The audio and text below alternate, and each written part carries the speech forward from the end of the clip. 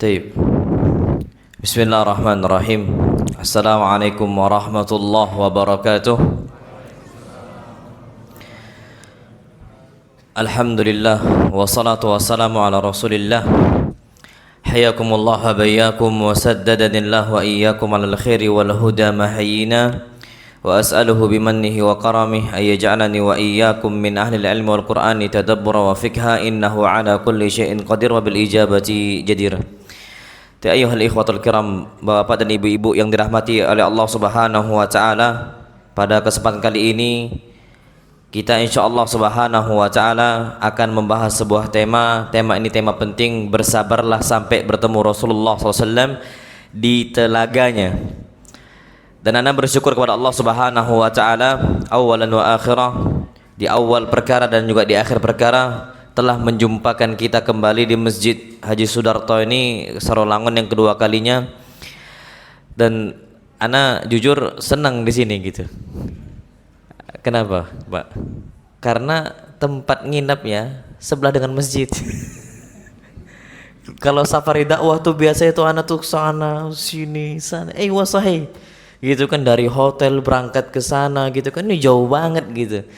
Dari hotel ke masjid biasa tempat ngisi kajian itu bisa setengah jam, itu paling deket gitu. Kalau ini tinggal jalan kaki nyampe ke sini. Oke, masya Allah. Akhirnya dulu tuh pernah terbetik, ini kalau kayak gini bagusnya kajian kitab. Ana bilang, walillahil hamdu wal minnah, tahaqqaqatil umniyah, harapan kita Allah wujudkan. Dan di kesempatan kali ini Allah SWT akan mudahkan untuk esok hari kita kajian. Ini muqaddimah pembuka bagi kita. Sebelum nanti besok kita akan adakan outdoor, dan ana harap mudah-mudahan bapak-bapak ibu-ibu nggak telat besok jam 8 insyaallah. Dan kita mulai dengan tema malam ini, bersabar sampai berjumpa dengan Nabi kita Muhammad sallallahu alaihi wasallam. Perlu kita ketahui bahwasanya kehidupan dunia itu adalah medan ujian.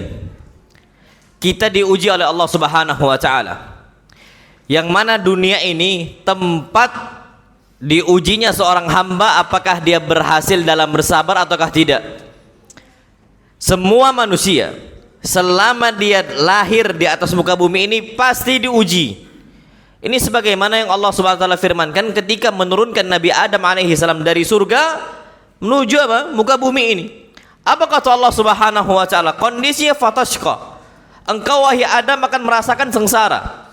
Orang fajirnya sengsara, diuji. Orang mukminnya juga sama. Sengsaranya sengsara duniawi, bukan sengsara ukhrawi. Dia nampak seakan-akan diuji, diambil hartanya, direnggut kehormatannya, ditindas, bahkan darahnya ditumpaskan. Naam, itu harus diuji oleh Allah Subhanahu wa taala. Kalau seandainya yang fajir saja diuji, masa yang mukmin enggak diuji? Allah Subhanahu wa taala memang katakan, kenapa ada ujian di dunia? Liyamizallahul khabitha minat tayyib, agar Allah Subhanahu wa taala memisahkan mana yang orang buruk, mana orang baik. Kalau nggak ada ujian, maka akan gabung terus mereka. Makanya ketika jihad, banyak manusia-manusia yang mereka ini mundur. Dari kalangan munafik. Mereka mundur. Kenapa mundur? Karena munafik nggak siap berperang, takut hilang hartanya, takut hilang nyawanya. Akhirnya terpisahlah Abdullah bin Ubay bin Salul. Ini dalam kasus perang Uhud. 300 orang dibawa oleh Abdullah bin Ubay bin Salul. 300 orang dari awal 1000. Orang mukminnya yang betul-betul murni 700 yang berangkat untuk berjihad. Memang diuji. Dan ketika kita ini mengalami dalam kondisi kehidupan duniawi ini, apalagi kondisi hidup kita di atas sunnah Nabi SAW, nggak mungkin diuji. Ujian keluarga, istrinya, suaminya, ujian ekonominya, ujian rezeki, diuji, ujian tetangga, semua akan diuji oleh Allah Subhanahu wa taala. Sampai kapan ujian ini ada? Sampai kita jumpa dengan Nabi di telaganya. Berarti selama itu pula kita harus sabar. Dan dituntut untuk bersabar. Nah, kalau sudah di situ, maka kita memiliki kesempatan untuk bertemu dengan Nabi kita Muhammad sallallahu alaihi wasallam yang dikenal dengan Al-Haud. Yang dikenal dengan Al-Haud. Jadi ada janji temu lo ya. Allah udah kasih janji temu, meeting gitu. Jumpa dengan Nabi sallallahu alaihi wasallam. Orang yang nggak pernah jumpa dengan Nabi, bahkan terpisah udah 1400 tahun lamanya dengan Nabi kita Muhammad SAW, tapi tetap ada janji temu. Orang yang bisa masuk orang-orang khusus, nggak bisa sembarangan, Pak. Antum tahu, nggak usah jauh-jauh lo ya. Ada Ustadz Kibar datang ke Sarolangun semisal atau ke Lubuk Linggau, Pak, apa semua orang dikasih akses untuk masuk ke dalam ruangan Ustadz? Enggak, itu Ustadz. Apalagi Nabi kita Muhammad sallallahu alaihi wasallam. Ada nggak antum itu ghirah, kecemburuan?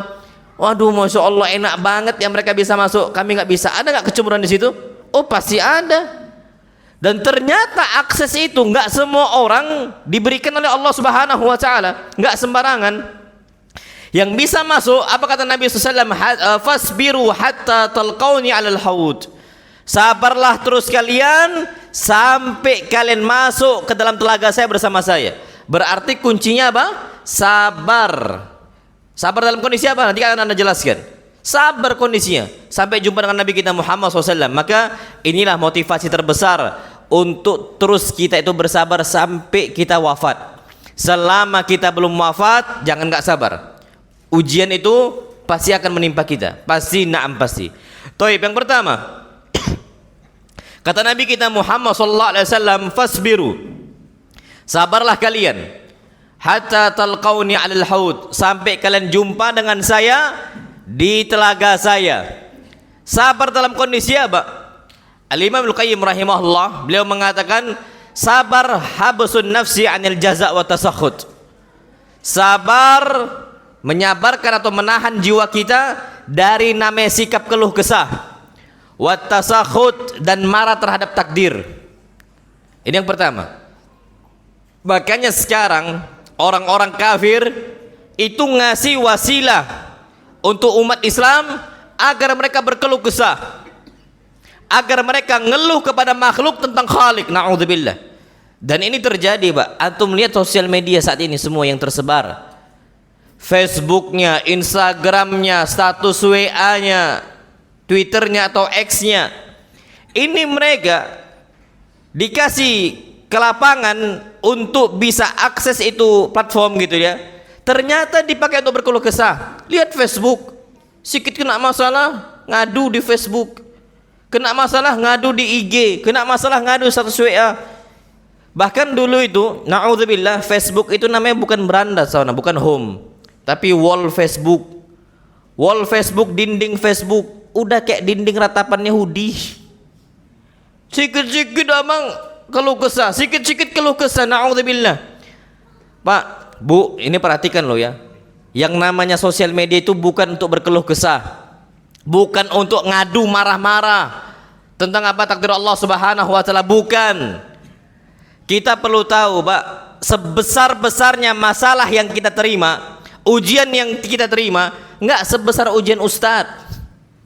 Antum diomongin tetangga, masih diomongin tetangga. Ustadz diomongin se-Indonesia, diomongin dari ujung timur sampai ujung barat. Masih mending kalau seandainya itu ghibah. Ini fitnah. Apa? Fitnah dari ujung timur sampai ujung barat, dituduh A, dituduh B, dituduh C, dituduh D. Itu terjadi. Apakah ustadz ngadu di sosial media? Saya difitnah. Hakada. Wallah aib. Apa? Aib. Antum nggak tahu apa yang ada di balik mereka. Kenapa antum nggak tahu? Karena mereka nggak pernah ngadu. Tapi sekarang hampir banyak sekali pertikaian rumah tangga, semua orang bisa tahu. Kenapa? Istri ngeluh di IG, suami ngeluh di Facebook. Habis. Suami nyari kawan-kawannya, istri nyari kawan-kawannya, semua orang tahu rumah tangga dia. Apa yang terjadi? Oh, tapi kalau kita enggak, hatta istri kita ngomongin kita di sosial media, Pak, jangan antum balas sosial media juga. Aib. Wallah aib. Mereka ini ada kurang-kurangnya, naam. Akal mereka apa? Setengah. Jangan antum ladenin dengan juga ngeluh di mana? Sosial media. Aib. Bagi kita itu apa? Aib. Jangan sampai banyak ngeluh. Jangan sampai banyak marah terhadap takdir Allah Azza wa Jal. Ridhoi saja, ridhoi saja. Itu sebagaimana Nabi kita SAW. Antum tahu, Masya Allah,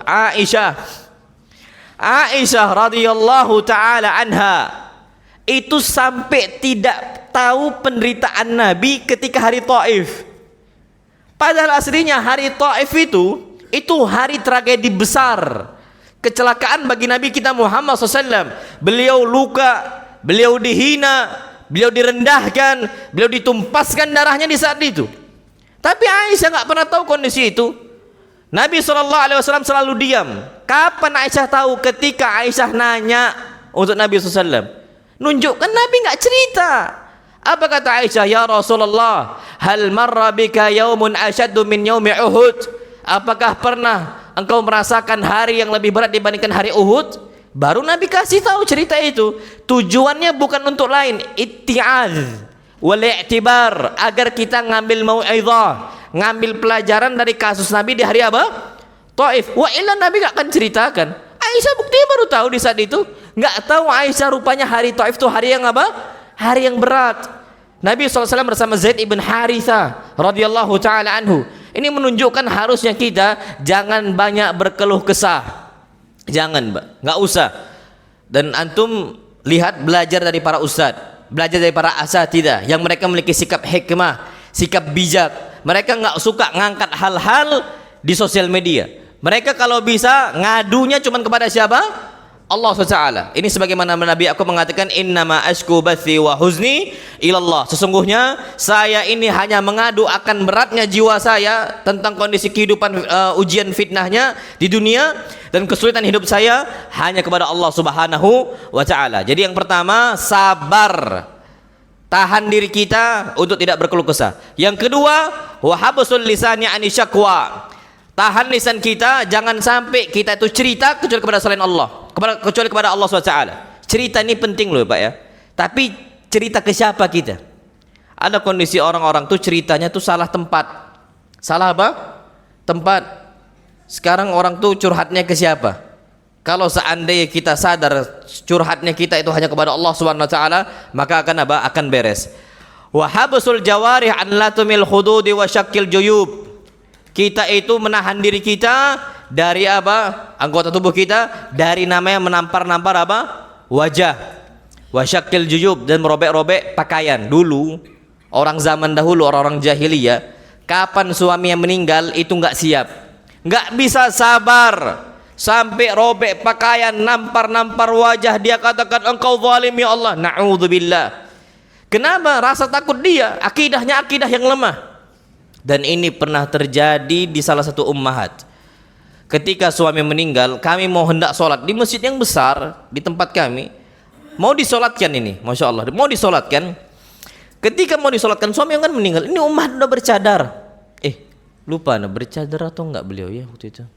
Lupa nah. Ala kulli ummahat ini pakai jilbab besar. Suami meninggal hendak disolatkan, nangis. Kalau nangis masih enak, masih oke lah. Ya bawa ajar manusia. Ini nangis sambil apa? Sambil stres seperti itu, ngangkat suaranya, dia teriak-teriak seperti itu. Na'udzubillah. Ini terjadi ketika dia nggak sabar. Orang-orang seperti ini akan sulit jumpa dengan Nabi kita Muhammad sallallahu alaihi wasallam. Makanya ana sering sampaikan, sebenarnya kenapa mereka itu saking takutnya mereka teriak sana teriak sini, karena akidah mereka itu kecil sekali, tipis sekali tentang rezeki Allah. Jadi takut mereka itu kapan suami meninggal tidak ada yang ngasih apa?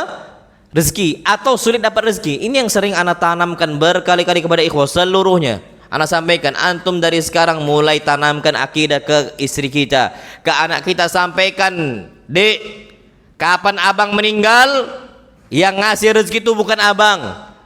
Kamu bisa makan sebelum kita nikah, sebelum kamu nikah dengan abang, dan kamu juga bisa makan setelah abang itu sudah nggak ada. Anak kita juga sama. Maka insya Allah Subhanahu wa Ta'ala, anak-anak kita, istri-istri kita akan tegar, sabar, dan mereka itu tidak kenapa nampar-nampar wajah mereka. Dan ini tugas apa? Tugas seorang muslim ketika mereka itu beriman kepada Allah Subhanahu wa Ta'ala. Bahkan Allah panggil orang-orang beriman. Allah katakan, ya ayyuhalladzina amanu sta'inu bis-sabri was-shalah. Wahai orang-orang beriman, kalau kalian mau ditolong, kehidupannya mau diperbaiki oleh Allah, dua aspek ini. Kalau antum mau ditolong oleh Allah, lagi terpuruk kita, mau dibantu oleh Allah Subhanahu wa Ta'ala, ada dua caranya. Disebutkan apa? Ista'inu bis-sabri was-shalah. Mohonlah pertolongan kepada Allah dengan dua hal. Pertama sabar, yang kedua apa? Salat. Setahu ana tidak ada satupun manusia yang dia itu salat hidupnya sengsara. Musibahnya banyak, naam musibahnya banyak. Tapi kondisi dia akan terus apa? Dibantu oleh Allah Subhanahu wa taala. Dua, as-sabar, yang kedua apa? As-salat. Sabar, salat, sabar, salat, sabar, salat. Terus seperti itu. Walaupun ujian itu banyak, ternyata apa kata Allah? Innallaha ma'as sabirin. Sesungguhnya Allah bersama orang apa? Sabar. Hilang satu yang membantu kita, Allah akan datangkan dengan banyak manusia yang membantu kita. Ana ambil contoh, Masya Allah. Lihat bagaimana orang-orang yang menjadi kekasih Nabi kita Muhammad SAW dicabut satu persatu oleh Allah Azza wa Jal. Nabi kita Muhammad SAW lahir dalam kondisi apa? Yatim. La abalahu. Nabi SAW tidak pernah melihat bapaknya. Bapaknya sudah dulu meninggal sebelum Nabi SAW itu lahir. Sekarang lihat anak-anak yatim, sedih betul mereka ketika tidak mendapati apa? Bapaknya. Makanya Pak, usahakan anak yatim itu antum perhatikan. Anak yatim perhatikan, anak yatim perhatikan. Kalau antum ada sekolah, masukkan anak yatim, pondok pesantren masukkan anak yatim, balash, free, majan. Jangan sampai antum minta ke dia. Jangan sampai masukkan. Ada seseorang ikhwah bawa anak yatim ke pondok kita, ahlan, balash, gratis ini. Antum masukkan. Jangan sampai bayar. Sampaikan seperti itu, Pak. Anak yatim, kesedihan itu mereka tuh berat sekali. Nabi SAW kenapa mengatakan imsah ra'sal yatim? Usaplah kepala anak apa? Anak yatim. Kenapa? Karena Nabi pernah merasakan hidup dalam kondisi apa? Yatim. Dan antum jangan terlalu pede, Pak. Anak kita ini nggak pernah yatim. Umur tuh nggak ada yang tak pernah tahu. Anak kita masih kecil, bisa suatu saat nanti bisa jadi apa? Yatim. Imsah ra'sal yatim. Dan makanya kalau seandainya kita perlu tahu, lihat kekasih-kekasih Nabi SAW dicabut dari beliau satu persatu. Apakah Nabi SAW jiwanya stres? Kalau kita mungkin stres, tapi Nabi SAW tidak apa? Nggak pernah stres. Anda ambil contoh, Nabi dari awal yatim, kemudian diasuh oleh siapa? Emaknya, ibunya. Antum kira diasuh oleh ibunya, lama dengan ibunya? Oh enggak. Nabi ini lama itu besar tumbuh di kabilah Bani Sa'ad, disusui oleh siapa? Halimah Sa'diyah. Ketika dari kabilah Bani Sa'ad, di situ Nabi SAW hidup lama di kabilah Bani Sa'ad, terpisah dari ibunya. Nabi sabar. Kemudian terjadilah sebuah tragedi besar. Akhirnya Nabi SAW dibalikkan ke ummahnya, ke Aminah. Ketika balik bersama ummahnya, ternyata nggak lama dari itu Allah Subhanahu wa taala wafatkan siapa? Ibunya. Meninggal duluan ya sudah. Diasuh oleh siapa? Kakeknya. Sebelum pamannya. Kakeknya nggak lama setelah itu apa? Meninggal. Diambil lagi, Pak. Ini mereka yang ngayomi hidup Nabi, yang nanggung kehidupan Nabi kita Muhammad SAW setelah Allah Azza wa Jal. Itu ditanggung oleh mereka. Dicabut lagi, Pak. Orang penting dalam kehidupan Nabi SAW. Kemudian diasuh oleh siapa? Pamannya. Ternyata pamannya bersama Khadijah, yang mana dua-duanya ini adalah orang yang paling banyak membela dakwah Nabi SAW. Khadijah masuk Islam, Abu Talib meninggal dalam kekufuran. Tapi dua-duanya ini sama, jasanya besar terhadap apa? Islam. Makanya ketika Abu Talib tidak masuk Islam, tapi diringankan apa? Azabnya oleh Allah Azza wa Jal. Karena apa? Jasa baiknya Abu Talib terhadap agama Islam. Ternyata meninggal di tahun yang sama, dicabut lagi dua-duanya. Padahal ini dua-duanya ini tombak bagi dakwah Nabi kita Muhammad SAW. Kalau kita terjadi itu di kita mungkin bisa stres. Kenapa semua dicabut? Ternyata Nabi kita Muhammad SAW punya anak yang banyak. Di situ ada Al-Qasim, makanya Abul Qasim. Di situ ada apa? Abdullah. Di situ ada Ibrahim. Di situ ada Ummu Kulthum. Di situ ada Ruqayyah. Di situ ada Fatimah. Ternyata Masya Allah Tabarakar Rahman, semua anak Nabi diambil, dicabut oleh Allah SWT. Dan antum tahu Pak, apa rasanya satu anak kalau dicabut oleh Allah Azza wa Jalla? Dicabut, Pak, satu nyawa anak kita diambil, dan kita lihat jenazah anak kita nggak akan siap. Nabi semuanya diambil kecuali siapa? Fatimah. Tapi ternyata Fatimah yang nggak siap. Setelah Nabi meninggal 6 bulan setelahnya Fatimah juga apa? Meninggal. Ini kalau ujian ditimpakan kepada kita, nggak akan bisa kita sabar. Tapi kenapa Nabi SAW hidupnya itu istiqamah? Dua aspeknya, bisabri wassalah. Nggak pernah nggak sabar dan nggak pernah nggak sholat. Selalu sabar, selalu apa? Salat, selalu. Innallaha ma'as sabirin. Sesungguhnya Allah bersama orang sabar. Ketika Allah bersama kita, maka Allah Subhanahu wa taala tidak akan memberikan kesengsaraan untuk kita. Maka la tahzan innallaha ma'ana. Jangan bersedih karena Allah bersama kita. Itu harus penting. Makanya ada satu ucapan Allah SWT berfirman, Masya Allah, ini bagus untuk kita. Ketika Nabi difitnah, Nabi dihinakan, Nabi direndahkan kehormatannya, manusiawi Pak, apa yang terjadi kalau kita difitnah? Sempit dada kita.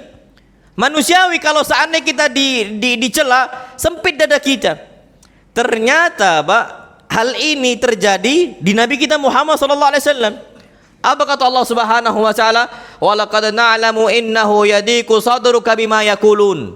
Wahai Muhammad, kami tahu dada engkau tuh sempit, sesempit-sempitnya atas apa yang mereka ucapkan. Terus gimana agar kita terus istiqomah, enggak terpuruk? Allah SWT firmankan, fasabbih bihamdi rabbika wa kum minas sajidin. Maka engkau teruslah bertasbih. Engkau itu teruslah apa? Jadi orang yang sujud. Wa'budu rabbaka hatta ya'tiyakal yakin. Dan teruslah engkau itu menyembah Allah sampai datang kematian untuk engkau. Ini semua berarti ketika kita selama masih dalam kondisi sholat, zikirnya, tasbihnya, maka insya Allah ketika kita sabar dalam kondisi tersebut, Allah akan mudahkan hidup kita. Maka dari itu ya ikhwah, kalau antum mau sabar, jangan lepas dari apa? Ibadah. Paling mudah antum sujud. Pak, Bu, antum tahu nggak dulu COVID? Dulu COVID itu ada satu cara orang kafir, dokter ini dari Amerika, ada video di YouTube sampai sekarang. Jadi dokter Amerika itu mengatakan kalau dada kita sesaknya, kita posisinya tuh sujud. Tapi sujudnya dia contohkan tuh kayak gini. Letakkan dahi kita di bawah. Yang awal sesak nafas kita akan Allah apa? Kata dia akan lapang rasanya. Nafas tuh lebih mudah. Terjadi di kita kalau antum sesak dadanya, perbanyak apa? Sujud. Tapi sujud kita sujud dalam sholat. Jangan tiba-tiba antum langsung sujud gitu doang, nggak boleh. Karena sujud ini itu nggak bisa sujud sendiri, kecuali sujud apa? Syukur atau sujud apa? Tilawah. Selain itu maka kita harus sujud dengan cara sholat. Berarti apa? Wa qum minas sajidin, perbanyak apa? Sholat. Harus sholat. Karena kenapa gini, Pak? Kita ini bisa sabar. Kalau seandainya kita terus sabar, Allah akan kasih solusi. Bedanya ustadz dengan kita, bedanya ulama dengan kita itu apa?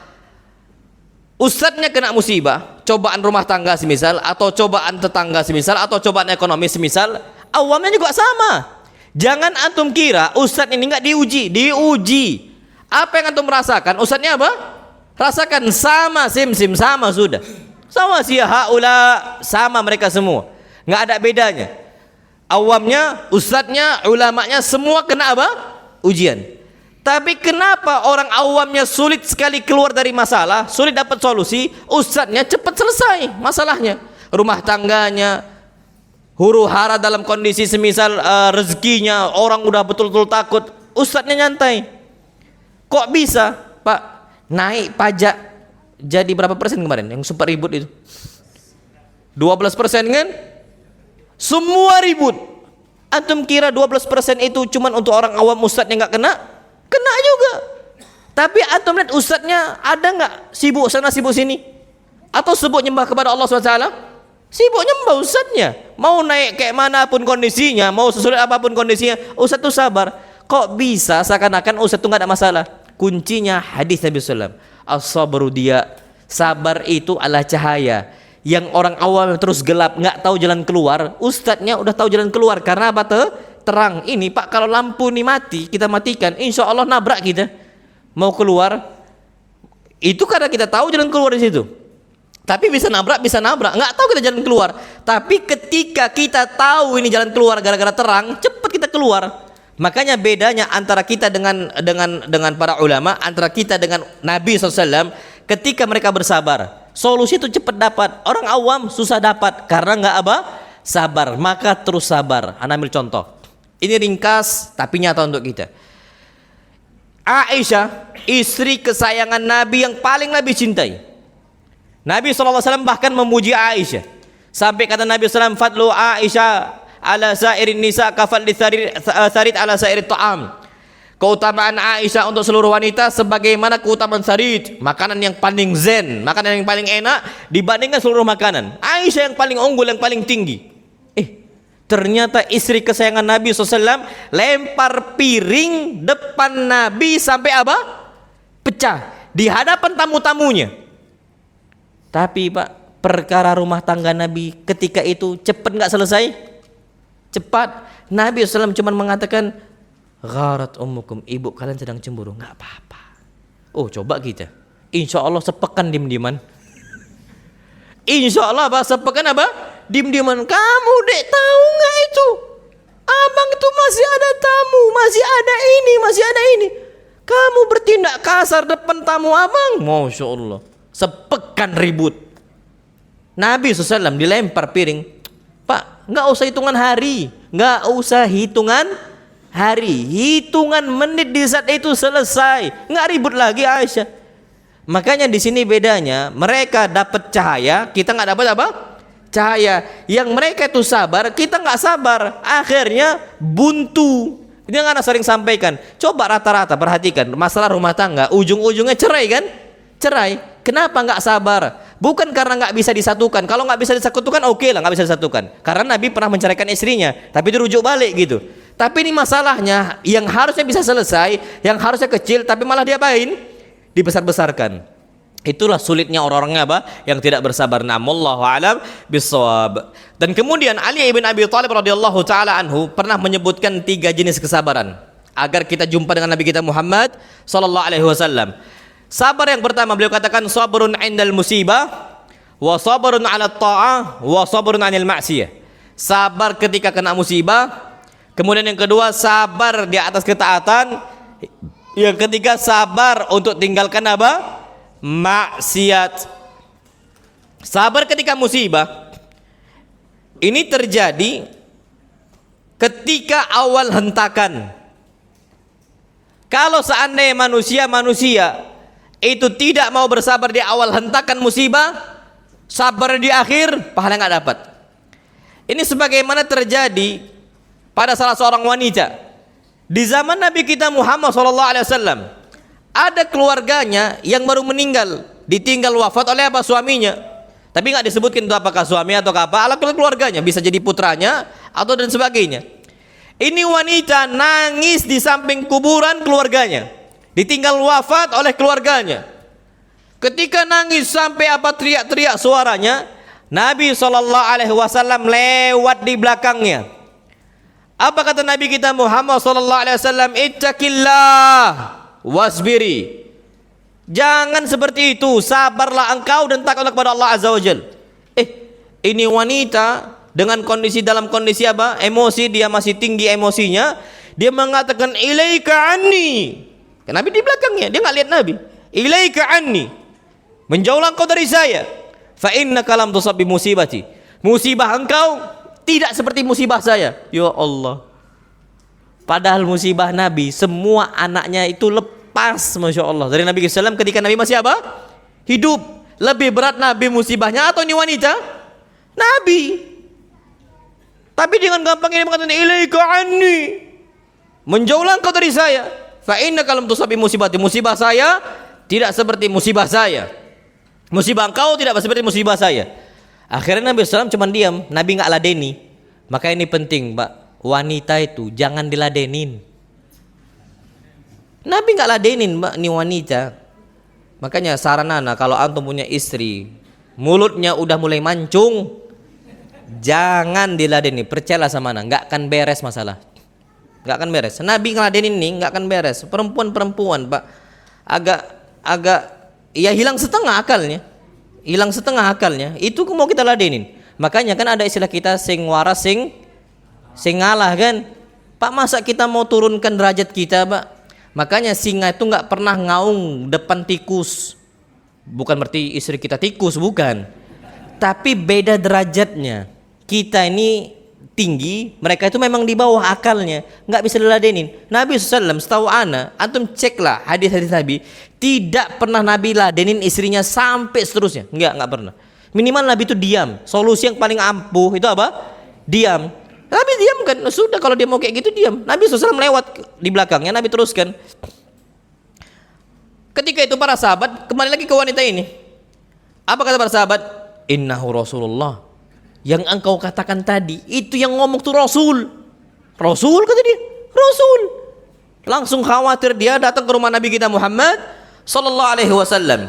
Apa ini kata wanita? Wanita ini mengatakan, "Ya Rasulullah, inni lam a'rif." Aku enggak kenal dengan engkau tadinya. Sekarang innani asbir. Saya sabar untuk saat ini. Apa kata Nabi sallallahu alaihi wasallam? La. As-sabru inda sadamatil ula. Sabar itu ketika hentakan pertama musibah. Kapan hentakan pertama kita sabar, maka kita akan dapatkan pahala. Tapi kalau seandainya sudah meratap 3 hari, hari keempat bilang, ana sabar. Itu enggak dihitung apa? Pahala, enggak dihitung pahala. Makanya sabar ketika musibah, itu sabar ketika hentakan pertama. Sebagaimana Nabi kita Muhammad SAW di hari pertama ditinggal wafat oleh anaknya, Nabi nangis keluar air mata. Sampai Masya Allah para sahabat mengatakan, ya Rasulullah, engkau juga bisa keluar air mata? Masya Allah. Maksudnya air mata dalam kondisi musibah loh ya, bukan air mata ibadah. Kalau air mata ibadah semua para sahabat itu tahu Nabi nangis ketika nyembah Allah Subhanahu wa ta'ala. Tapi ketika hentakan musibah seperti ini, apakah bisa nangis juga? Apa kata Nabi SAW? Innaha rahmah. Ini adalah air mata kasih sayang. Masya Allah. Lembutnya jiwa Nabi kita Muhammad sallallahu alaihi wasallam. Apa kata beliau? Ya Ibrahim, innal aina la tadma wa innal qalba la yahzan. Sesungguhnya hati kami itu sedih. Sesungguhnya mata kami akan terus mengeluarkan air matanya. Dan apa kata beliau? Wala naqulu illa ma yurdi rabbana. Dan kami tidak akan mengucapkan sebuah patah kata apapun kecuali yang diridhoi oleh siapa? Allah Subhanahu wa ta'ala. Itulah hentakan yang pertama ketika musibah. Sabar enggak kita? Makanya Pak, Nabi itu mau jumpa dengan Ammar ibn Yasir, mau jumpa dengan Yasirnya, mau dengan jumpa dengan Sumayyahnya. Nabi SAW katakan ketika hentakan pertama, Nabi katakan, sabron ala Yasir. Sabarlah wahai keluarga apa? Yasir, fa inna mau'idakumul jannah. Kalau kalian terus seperti ini, janji yang Allah berikan untuk kalian adalah masuk surga. Berarti patokannya, kalau mau masuk surga harus apa? Sabar. Harus sabar di hentakan pertama. Kalau kita nggak sabar maka akan lewat. Jadi itu yang pertama, jenis sabar yang pertama. Kemudian kata Ali bin Abi Thalib yang kedua, wa sabrun 'ala ta'ah, sabar di atas ketaatan. Ini butuh sabar istiqamah. Pak, antum datang ke sini, duduk kajian, di luaran sana banyak nggak mau kajian. Kenapa nggak bisa sabar? Tapi Masya Allah, ana dengar beberapa ikhwah, Masya Allah, ada yang dari sungai Rumbai, Sungai Rumbai itu sampai berapa jam? 3 jam, 4 jam dari sini. Masya Allah, 4 jam loh Pak. Sabar. Sebagaimana kita dari Prabu Muli. Anak Prabu Muli ke Linggau naik kereta, habis itu ke sini juga. Anak berangkat tuh dari jam 10 malam, nyampe di Linggau jam 2 malam. Habis itu dari Linggau 2 jam ke sini. Total berapa jam berarti? 6 jam. 6 jam. Kalau kita nggak sabar, nggak istiqomah kita ini, Pak, capek, Allah capek, Pak. Ana yang menguatkan ana, Pak ya, yang menguatkan ana untuk dakwah itu patokan ana Ustaz Syafiq bahasa lama. Walillahilhamdulillah. Makanya ana itu yang menguatkan ana. Ana beberapa kali lihat kondisi beliau itu 1 pekan tuh bagi 2 beliau. Ana juga sama, 1 pekannya ana bagi 2. Senin, Selasa, Rabu ada di Prabu, boleh di pondok, full ana di pondok. Kamis, Jumat, Sabtu, Ahad ana di luar. Jadi 3-4. 3 hari ana mukim, 4 hari ana apa? Safar. Terus seperti itu sampai bulan Januari tahun depan. Ana itu Pak, ada jumpai titik jenuh di hati ana. Ana ngomong ke istri ana, "Dek, kayaknya abang di pondok aja lah, capek abang nih." Kata istri ana, "Bang, bisa sabar sedikit kita nih." Karena gini Pak, ana itu lihat ustadz-ustadz tuh di pondok jumpa dengan anaknya, enak banget tuh. Ana di sini nggak bisa bawa istri, istri ana di rumah, ana nggak bisa bawa istri, nggak bisa bawa anak-anak. Tiap pekan gitu aja jumpanya. Habis itu ana ada kajian Ustaz Syafiq, beliau bilang, zaman sahabat tuh mereka tidak ada kasus fatherless gitu, kehilangan sosok bapak, nggak ada. Padahal aslinya sosok bapak itu wujudnya bisa hilang. Kenapa? Jihad itu 1 bulan, itu paling cepat. Jihad itu bisa 40 hari, bisa sampai 20 hari, bisa. Itu jihad, ninggalkan keluarga mereka. Tapi kenapa mereka bisa bertahan? Sabar, jihad sana, jihad sini. Antum tahu resikonya apa? Bisa menjandakan istri, dan yang kedua bisa meyatimkan anak. Siapa yang siap? Tapi kenapa mereka istiqomah di atas ketaatan? Sabar. Anak sampai mikir, Masya Allah, iya ya, kalau seandainya ustadz kita yang jauh lebih tua dibandingkan kita, anak masih muda Pak. Berapa umur anak? Anak masih muda, muka aja yang boros. Ayo, anak masih muda. Ustadz kita udah tua-tua, mereka itu beruban. Anak beruban juga, tapi uban anak dihitung sama istri anak.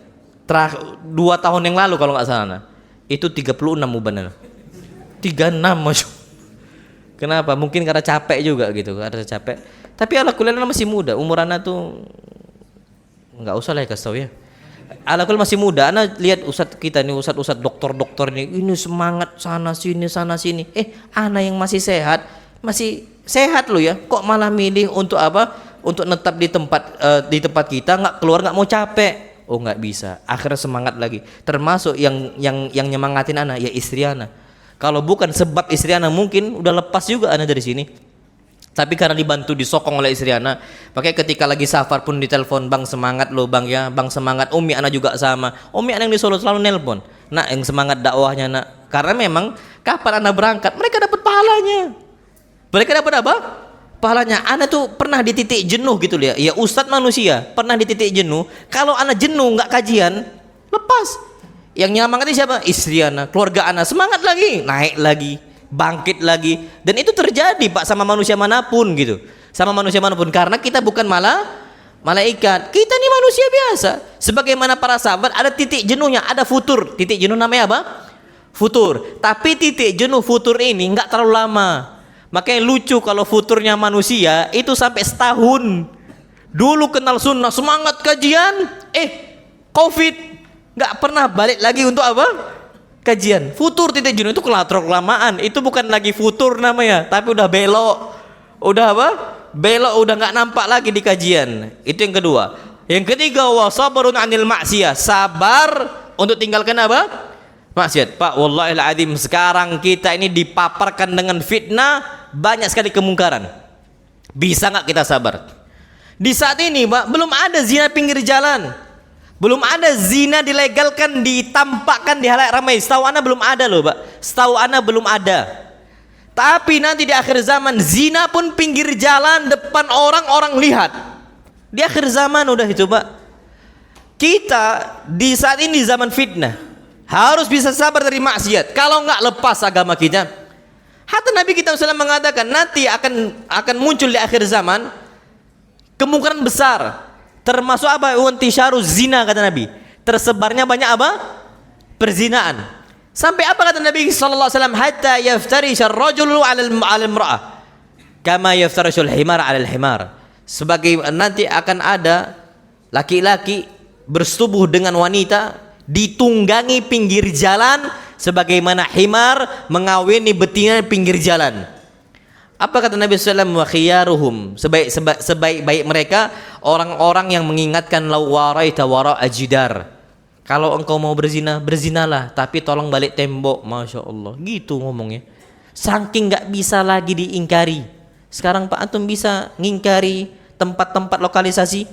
Oh, habis kita Pak. Kecuali ada tangan-tangan pemerintah. Kalau kita nggak akan bisa, susah sekali. Itu Pak, terus dibiarkan nih lokalisasi nih, terus dibiarkan. Nanti ujung-ujung zina tuh pinggir jalan. Nggak akan lagi ada bisa orang menyetopnya. Nggak akan lagi ada yang bisa. Mungkin kalau di sini ada yang pinggir jalan, masuk penjara kali kan? Mungkin ditampakkan di pinggir jalan. Tapi nih Pak, maksiat itu dipaparkan di kita secara terang benderang. Maka orang-orang sabar, maka Allah SWT akan kasih pahalanya tanpa ada apa? Hisab. Innama yuwaffas sabiruna ajrahum bighairi hisab. Taib. Itu sabar sampai kita jumpa dengan Nabi SAW di mana telaga Nabi SAW. Taib. Kita masuk yang berikutnya. Hakikat al-haud. Hakikat telaga Nabi kita Muhammad SAW. Isya jam berapa kita? Oh, udah masuk. Kok nggak bilang? Iya, Masya Allah udah masuk. Taib. Kita habis Isya akan bahas tentang telaga Nabi kita Muhammad Sallallahu Alaihi Wasallam. Nanti akan Anda sampaikan beberapa kasus kita ini berharap jumpa dengan Nabi dan bagaimana kondisi banyak manusia itu sedih ketika pisah dengan Nabi. Dipisahkan, dipaksa pisah, itu sedih betul. Nanti akan Anda sampaikan kisah itu habis apa? Habis Isya. Nah, wallahu a'lam bishawab. Sallallahu Nabi Muhammad. Assalamualaikum warahmatullahi wabarakatuh.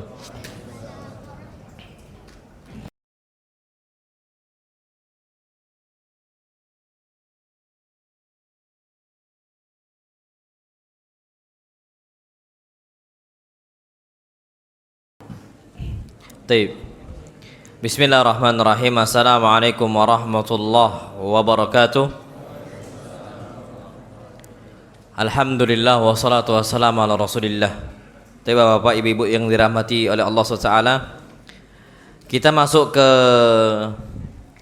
pembahasan hakikat al-haud, telaga Nabi kita Muhammad sallallahu alaihi wasallam. Ahlu sunnah wal jamaah meyakini dengan seyakin-yakinnya adanya telaga milik Nabi kita Muhammad sallallahu alaihi wasallam di padang mahsyar sebelum apa? Sebelum di surga. Dan ini sebagaimana yang disebutkan oleh Al-Imam Al-Qurtubi rahimahullah, wa qad tawataratil akhbar. Kabar-kabar, riwayat-riwayat itu telah mutawatir. As-sihah, yang mana semua itu adalah riwayat yang sahih. Bidzikril haud, yang riwayat-riwayat ini menyebutkan tentang telaga Nabi kita Muhammad sallam fi arasatil qiyamah, di padang mahsyar pada hari kiamat. Jadi di surga ada telaga, di padang mahsyar juga ada apa? Telaga. Telaga di padang mahsyar namanya al-haud, kalau di surga namanya al-kautsar. Itu disebutkan oleh para ulama. Bagaimana sifatnya telaga Nabi SAW, dan kita berharap jumpa dengan Nabi itu di situ. Itu titik temunya. Di situ titik jumpanya nanti. Masya Allah. Disebutkan telaga Nabi SAW itu luas, betul-betul luas, indah, betul-betul indah. Pak, Masya Allah ya. Kita tahu kalau danau betul-betul indah itu Masya Allah zen banget. Di Sumsel itu ada danau Ranau. Itu kan tempat wisata gitu. Ada juga kalau di Sumbar itu Danau Singkara. Iya kan? Iya. Ana nih dulu lewat-lewat aja, Pak. Ana Sumbar, abahana itu dari Selungkang. Abahana tuh orang Minang juga. Orang awak lah istilahnya. Iya, cuman anaknya hilang Padangnya. Kenapa? Emaknya Jawa, umi ana Jawa. Abahana Padang. Di Padang nggak diakui, di Jawa nggak diakui. Karena Padang ini ngikut mana? Ngikut ibu kan. Kalau di adatnya mereka gitu. Kalau Islam nggak bisa. Padang mau Padang deh mau apa, nasab ngikut mana? Bapak. Nah, ana dari Selungkang dulu sering tiap tahun ke sana gitu kan. Jadi tempat itu tahu lah. Kalau dulu waktu masih kecil, sekarang udah jarang. Cuman tadi karena ibu Jawa, bapak Padang, di rumah nggak pakai bahasa Jawa, nggak pakai bahasa Minang. Ana pernah kejadian ini, cerita aja nih Pak, Masya Allah ya. Ana pernah waktu itu ke Bandung. Jadi di Bandung itu cuaca dingin betul, sholat subuh kan, sholat subuh. Datanglah anak ke masjid. Ana safar ke tempat sepupu Ana. Ditanya, dari mana Mas? Oh, saya dari Sumatera gitu. Oh, orang mana aslinya? Bingung lah nih orang mana ditanya kan. Saya ini domisili Sumsel, cuman kalau bapak Minang, Ana bilang. Pak, Masya Allah, ini beliau langsung berubah bahasanya, bahasa Minang. Ana diem baik, Masya Allah, Ana bukan orang Minang. Ana bilang, jadi itu susahnya Ana mau ngomong orang Jawa, ibu orang Jawa, cuman di rumah nggak pakai bahasa apa? Bahasa Jawa, raiso gitu loh. Nggak bisa kita bahasa apa? Bahasa Jawa gitu. Dan itu terjadi. Yang banyak nggak ngerti mufrad bahasa Jawa itu, ya orang ngerti lah, nggak banyak yang nggak kita tahu gitu. Bahasa apa? Bahasa Jawa. Bapak Minang, lahir Medan. Makanya logat ana tuh orang tahu orang Medan. Nah, ustadznya orang Medan ini. Jadi ana ditanya orang mana? Orang Indonesia. Orang mana? Orang Indonesia, itu yang paling benar sudah. Tuh. Kita kembali ke tema. Jadi telaga Nabi SAW itu luas betul, indah. Jangankan di hari kiamat, di surga, di dunia aja kita tahu keindahan itu dan kita cari, Masya Allah. danau itu. Dan ternyata Masya Allah air yang ada di telaga Nabi SAW itu airnya putih, bukan jernih, tapi apa? Putih, lebih putih daripada susu, Masya Allah. Dan disebutkan wanginya lebih harum daripada apa? Kasturi, lebih harum daripada kasturi. Rasulullah SAW bersabda, haudi masirata syahrin, telaga saya itu hitungannya perjalanan 1 bulan.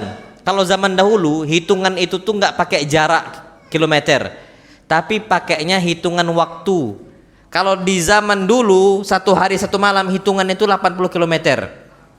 Sekarang kita 80 km naik onta, itu 1 hari 1 malam zaman itu. Berarti kalikannya 80 kali 30 berapa? Iya, segitulah luasnya. Dan luas memang. Jadi bukan istilahnya kecil tuh bukan. Disebutkan ma'uhu abyad minal laban, yang mana airnya lebih putih daripada apa? Susu. Warihuhu atyab minal misk, dan wanginya itu lebih baik daripada misik. Masya Allah. Pak, susu mana yang wangi kayak gitu? Dan ternyata ahla minal asal, lebih manis dibandingkan apa? Madu. Wakizanuhu kanujumis sama, cangkir-cangkirnya itu banyak sekali seperti bintang-bintang di langit. Jadi Pak, antum tahu banyaknya cangkir itu untuk apa? Untuk memuliakan. Dulu di pondok pesantren kami itu Pak, insyaallah, minum tuh dari dapur, sumbernya itu pakai tetmon. Jadi air minum tuh ditampung pakai apa? Tetmon. Sini apa namanya? Pinguin nih. Ya tetmon pinguin itu lah, tahu lah antum. Itu dimasukkan air apa? Air minum. 1 pondok semua santri cangkirnya cuma 1 cangkir untuk bersama. Masya Allah, legend dah cangkir itu. Iya, 1 cangkir itu apa? Bersama. Enam soi ala kadarnya gitu. Makanya banyak santri-santri orang-orang kaya minumnya nggak dari cangkir itu. Mereka minum itu pakai piring. Udah mereka cuci, minumnya pakai apa? Pakai piring. Itu terjadi saking nggak ada cangkir gitu. Tapi nanti di telaga Nabi SAW, kizanuhu kanujumis sama, cangkirnya itu banyak seperti totalnya itu bintang-bintang di mana?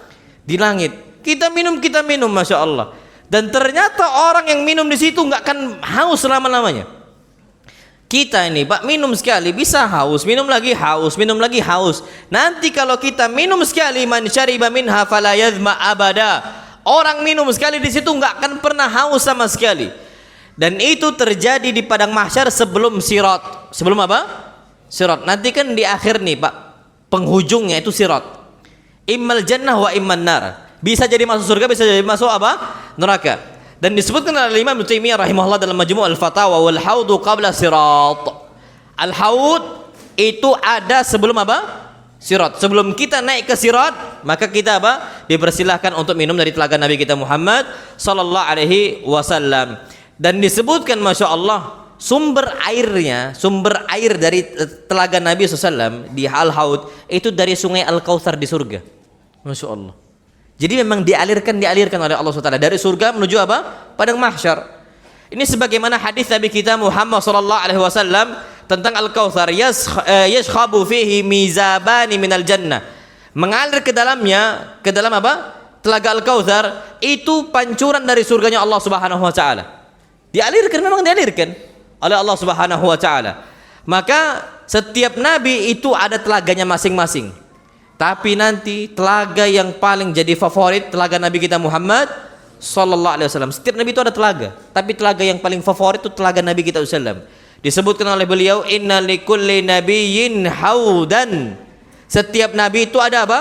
Telaganya nanti. Dan ini hadis hasan riwayat Imam Tirmidzi rahimahullah. Wa innahum yatabahawna ayyuhum aktsar waridatan. Para nabi itu akan merasa bangga, merasa bahagia, merasa senang ketika mereka menjadi nabi yang paling banyak orang mampir di telaganya. Wa inni arju an akuna aktsarahum waridatan. Dan saya berharap saya adalah nabi yang paling banyak telaga dikunjungi. Masya Allah. Dan betul, jadi telaga apa? Favorit yang paling disenangi oleh apa? Oleh manusia. Maka Nabi SAW membuat janji pertemuan, dan janji ini diizinkan oleh Allah Subhanahu wa taala. Disebutkan oleh Nabi SAW, fasbiru, sabar kalian dengan segala kesabaran yang kalian miliki. Sampai kapan? Hatta talqauni 'alal haud. Sampai kalian jumpa dengan saya di telaga saya. Ini isyarat dari Allah Subhanahu wa taala bahwasanya menuju haudnya Nabi, menuju telaga Nabi butuh apa? Sabar. Kuncinya tuh sabar. Orang nggak bisa sabar, maka nggak bisa apa? Ke telaga Nabi kita Muhammad sallallahu alaihi wasallam. Makanya kalau sabar apa kata Allah? Wa jazahum bima sabaru. Karena kesabaran mereka Allah kasih pahala untuk mereka. Allah balas kebaikan mereka atas kesabaran mereka. Jannatu wa harira, berupa surga dan juga apa? Harir. Harir ini kain sutra. Kalau dikasih surga, apalagi cuma telaga Nabi kita Muhammad sallallahu alaihi wasallam. Makanya masya Allah, kabar gembira untuk mereka-mereka yang sabar di atas sunnah Nabi kita Muhammad sallallahu alaihi wasallam. Pegang erat sunnah Nabi, berat, cobaan banyak. Kata Nabi sallallahu alaihi wasallam, as-sabiru fihim ala dinihi. Akan datang sebuah zaman orang yang sabar memegang agamanya, qal qabit 'alal jamar. Seakan-akan dia itu apa? Memegang bara api. Tapi kalau kita sabar, lewat insya Allah itu semua. Kebaikan untuk kita insya Allah. Dianggap asing, naam dianggap asing. Dianggap aneh, naam dianggap aneh. Pak, antum lihat sekarang para da'i yang betul-betul murni mendakwakan kepada dakwah tauhid, dakwah sunnah. Ana yakinnya di masyarakat dianggap apa? Asing. Tapi apa kata Nabi SAW? Bada al-islamu ghariban wa sayaudu ghariban kama bada. Islam tuh dalam kondisi asing seasing-asingnya, kembali dalam kondisi asing. Maka apa kata beliau sallallahu alaihi wasallam? Fatuba lil ghuraba. Maka keberuntunganlah untuk orang-orang yang apa? Dianggap asing. Wallahi sahih. Kenapa? Karena kita dianggap asing nggak ada masalah. Tapi Nabi nggak asing dengan wajah-wajah kita. Nabi nggak pernah jumpa dengan kita. Nabi nggak pernah jumpa dengan kita. Tapi Nabi tahu loh ya. Nabi tahu dari mana? Dari tanda-tanda yang ada. Ana ambil contoh tanda-tanda yang ada. Disebutkan oleh Nabi kita Wasallam, ya'ti ummati, akan datang umatku pada hari kiamat ghurran muhajjalina min atharil wudu, dalam kondisi wajahnya bercahaya, tangan kakinya bercahaya. Sebabnya bekas-bekas apa? Wudu. Yang rajin wudu itu yang dianggap asing zaman sekarang. Yang orang sholat 5 waktu dianggap apa? Asing, Pak. Sikit-sikit sholat, lembur dulu kerja. Masya Allah. Sikit-sikit sholat, padahal cuma 5 kali. Dan yang lucu, sikit-sikit kajian, kapan healingnya? Ya Allah. Kajian itu cuma ba'dal maghrib sampai isya. Healingnya, candanya, Pak, antum kerja dari jam 7, pulang jam 5, berapa jam? 8 jam, jam 7 pulang jam 5, 8 jam. Kajiannya Pak, Masya Allah, ba'dal maghrib sampai ba'dal isya. Ba'dal isya pun dikasih tahu, Ustaz, jangan lama-lama Ustaz ya. Udah gitu dibilang, sikit-sikit apa? Kajian, dianggap asing gitu, naam sahih.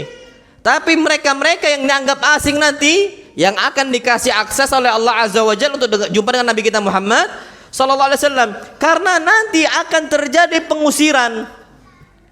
Makanya Pak, nggak apa-apa antum diusir di dunia, nggak apa-apa, nggak apa-apa. Yang penting antum fokus kajian, fokus beragama. Antum diusir dari masjid ini ke masjid sana, terjadi loh Pak ya, diusir dari masjid sana ke sini, antum nggak tahu di mana kajian. Sampai beberapa ikhwatu kajian itu di rumah, sebagaimana dulu Nabi kajian di rumah siapa? Al-Arqam bin Abil Arqam. Saking sulitnya di sana, Pak. Diusir sana, diusir sini. Tapi nggak apa-apa diusir di dunia. Selama dia yaumul qiyamah tidak apa? Diusir. Sebagaimana hadis Nabi kita Muhammad SAW beliau mengatakan, la yaridanna alayya aqwamin a'rifuhum wa ya'rifunani. Akan lewat nanti untuk saya di telaga saya beberapa kaum. A'rifuhum. Aku kenal dengan mereka. Wajah-wajah mereka, wajah, face to face mereka nih, lihat nih dengan Nabi kita Muhammad SAW. Arifum, aku kenal dengan dia. Wa ya'rifunani, dan mereka kenal dengan saya. Thumma yuhalu baini wa bainahum, tiba-tiba dicegat, dihalangi mereka dari saya. Nabi SAW ketika itu mengatakan, innahum minni ummati. Wahai malaikat, para malaikat, Innahum minni, mereka bagian dari saya, mereka umat saya. Ummati, ummati, itu umat saya, umat saya. Apa kata para malaikat? Ya Muhammad, innaka la tadri ma ahdatsu ba'dak.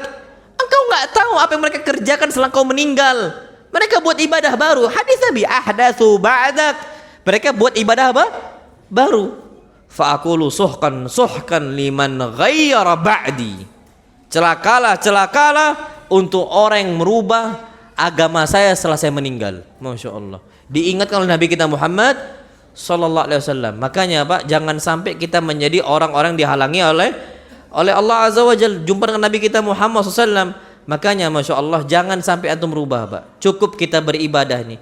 Ibadah sesuai dengan sunnah Nabi yang Nabi contohkan tuh banyak banget Pak. Antum akan capek untuk kerjakannya. Bahkan banyak sekali sunnah yang antum gak bisa kerjakan. Jangan ditambahkan, jangan dikurangi. Cukup seperti itu saja. Karena antum gak akan bisa beres Pak, gak akan bisa selesai. Itu tuh banyak banget. Kedua, jangan sampai hulu. Karena orang-orang hulu berlebihan tuh gak akan jumpa dengan Nabi kita Muhammad Sallallahu Alaihi Wasallam. Nabi gak suka itu. Bahkan orang-orang yang hulu itu akan diusir oleh Nabi Sallallahu Alaihi Wasallam di dunia sebelum di mana? Sebelum di akhirat. Nabi gak suka itu. Bahkan kata Nabi SAW, iyyakumul ghulu fa innama ahlaka man kana qablakumul ghulu. Hati-hati kalian dari sikap ghulu berlebihan. Sesungguhnya yang namanya membinasakan orang-orang sebelum kalian sikap apa? Ghulu berlebihan. Dan termasuk orang murtad. Orang murtad nih dulunya muslim. Ada beberapa sahabat Nabi kita Muhammad SAW murtad, keluar dari agama Islam. Mereka ini nggak akan bisa jumpa dengan Nabi, nggak akan bisa masuk ke telaga Nabi kita Muhammad SAW. Sebagaimana disebutkan juga dalam sebuah riwayat Bukhari, innahum qad baddalu ba'daka ya Muhammad, wahai Muhammad. Mereka ini rubah-rubah agama mereka setelah engkau wafat. Wartaddu ala adbarihimul qahqara. Mereka ini murtad, kembali ke agama mereka, mundur perlahan demi perlahan. Makanya Pak, sekarang orang-orang kenal sunnah itu banyak sekali mereka ini mundur qahqara. Perlahan tapi pasti. Awalnya nggak nampak sholat 5 waktu. Yang kedua nggak nampak kajian di masjid. Yang ketiga nggak nampak lagi sholat, nggak nampak. Masya Allah. Qahqara, pelan tapi apa? Pasti. Itu terjadi loh Pak. Mereka mundur ke belakang, mereka mundur ke belakang. Makanya jangan sampai kita merasa pede dengan iman kita. Jangan merasa pede dengan apa? Kekuatan iman kita. Karena itu akan apa? Akan bahaya bagi kita. Tapi antum tahu Masya Allah Tabarakar Rahman, kita ketika mendengarkan hadis tersebut, oh berarti ada manusia-manusia yang dihalangi dari Nabi kita Muhammad SAW. Padahal mereka umatnya.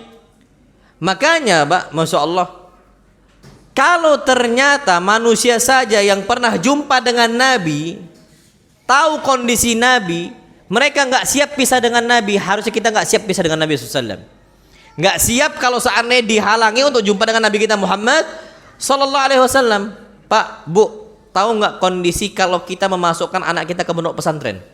Hari yang penuh excited kita ini betul-betul semangat, betul membara adalah ketika nunggu anak kita di bandara.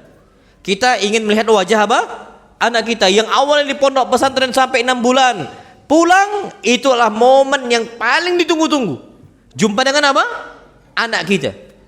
Dan ternyata bagaimana mungkin kita itu tidak ada keinginan untuk jumpa dengan Nabi kita Muhammad Sallallahu Alaihi Wasallam. Makanya Pak, ini kalau ditanya ke anak pribadi, Ustaz, antum cita-citanya apa? Anak nggak lain nggak bukan, Pak, jumpa dengan Nabi kita Muhammad Sallallahu Alaihi Wasallam. Setelah kita melihat wajah Allah Subhanahu wa Ta'ala, itu cita-cita paling besar. Ekonomi mungkin lagi sulit, kondisi berat atau apapun Pak, nggak ada masalah Pak.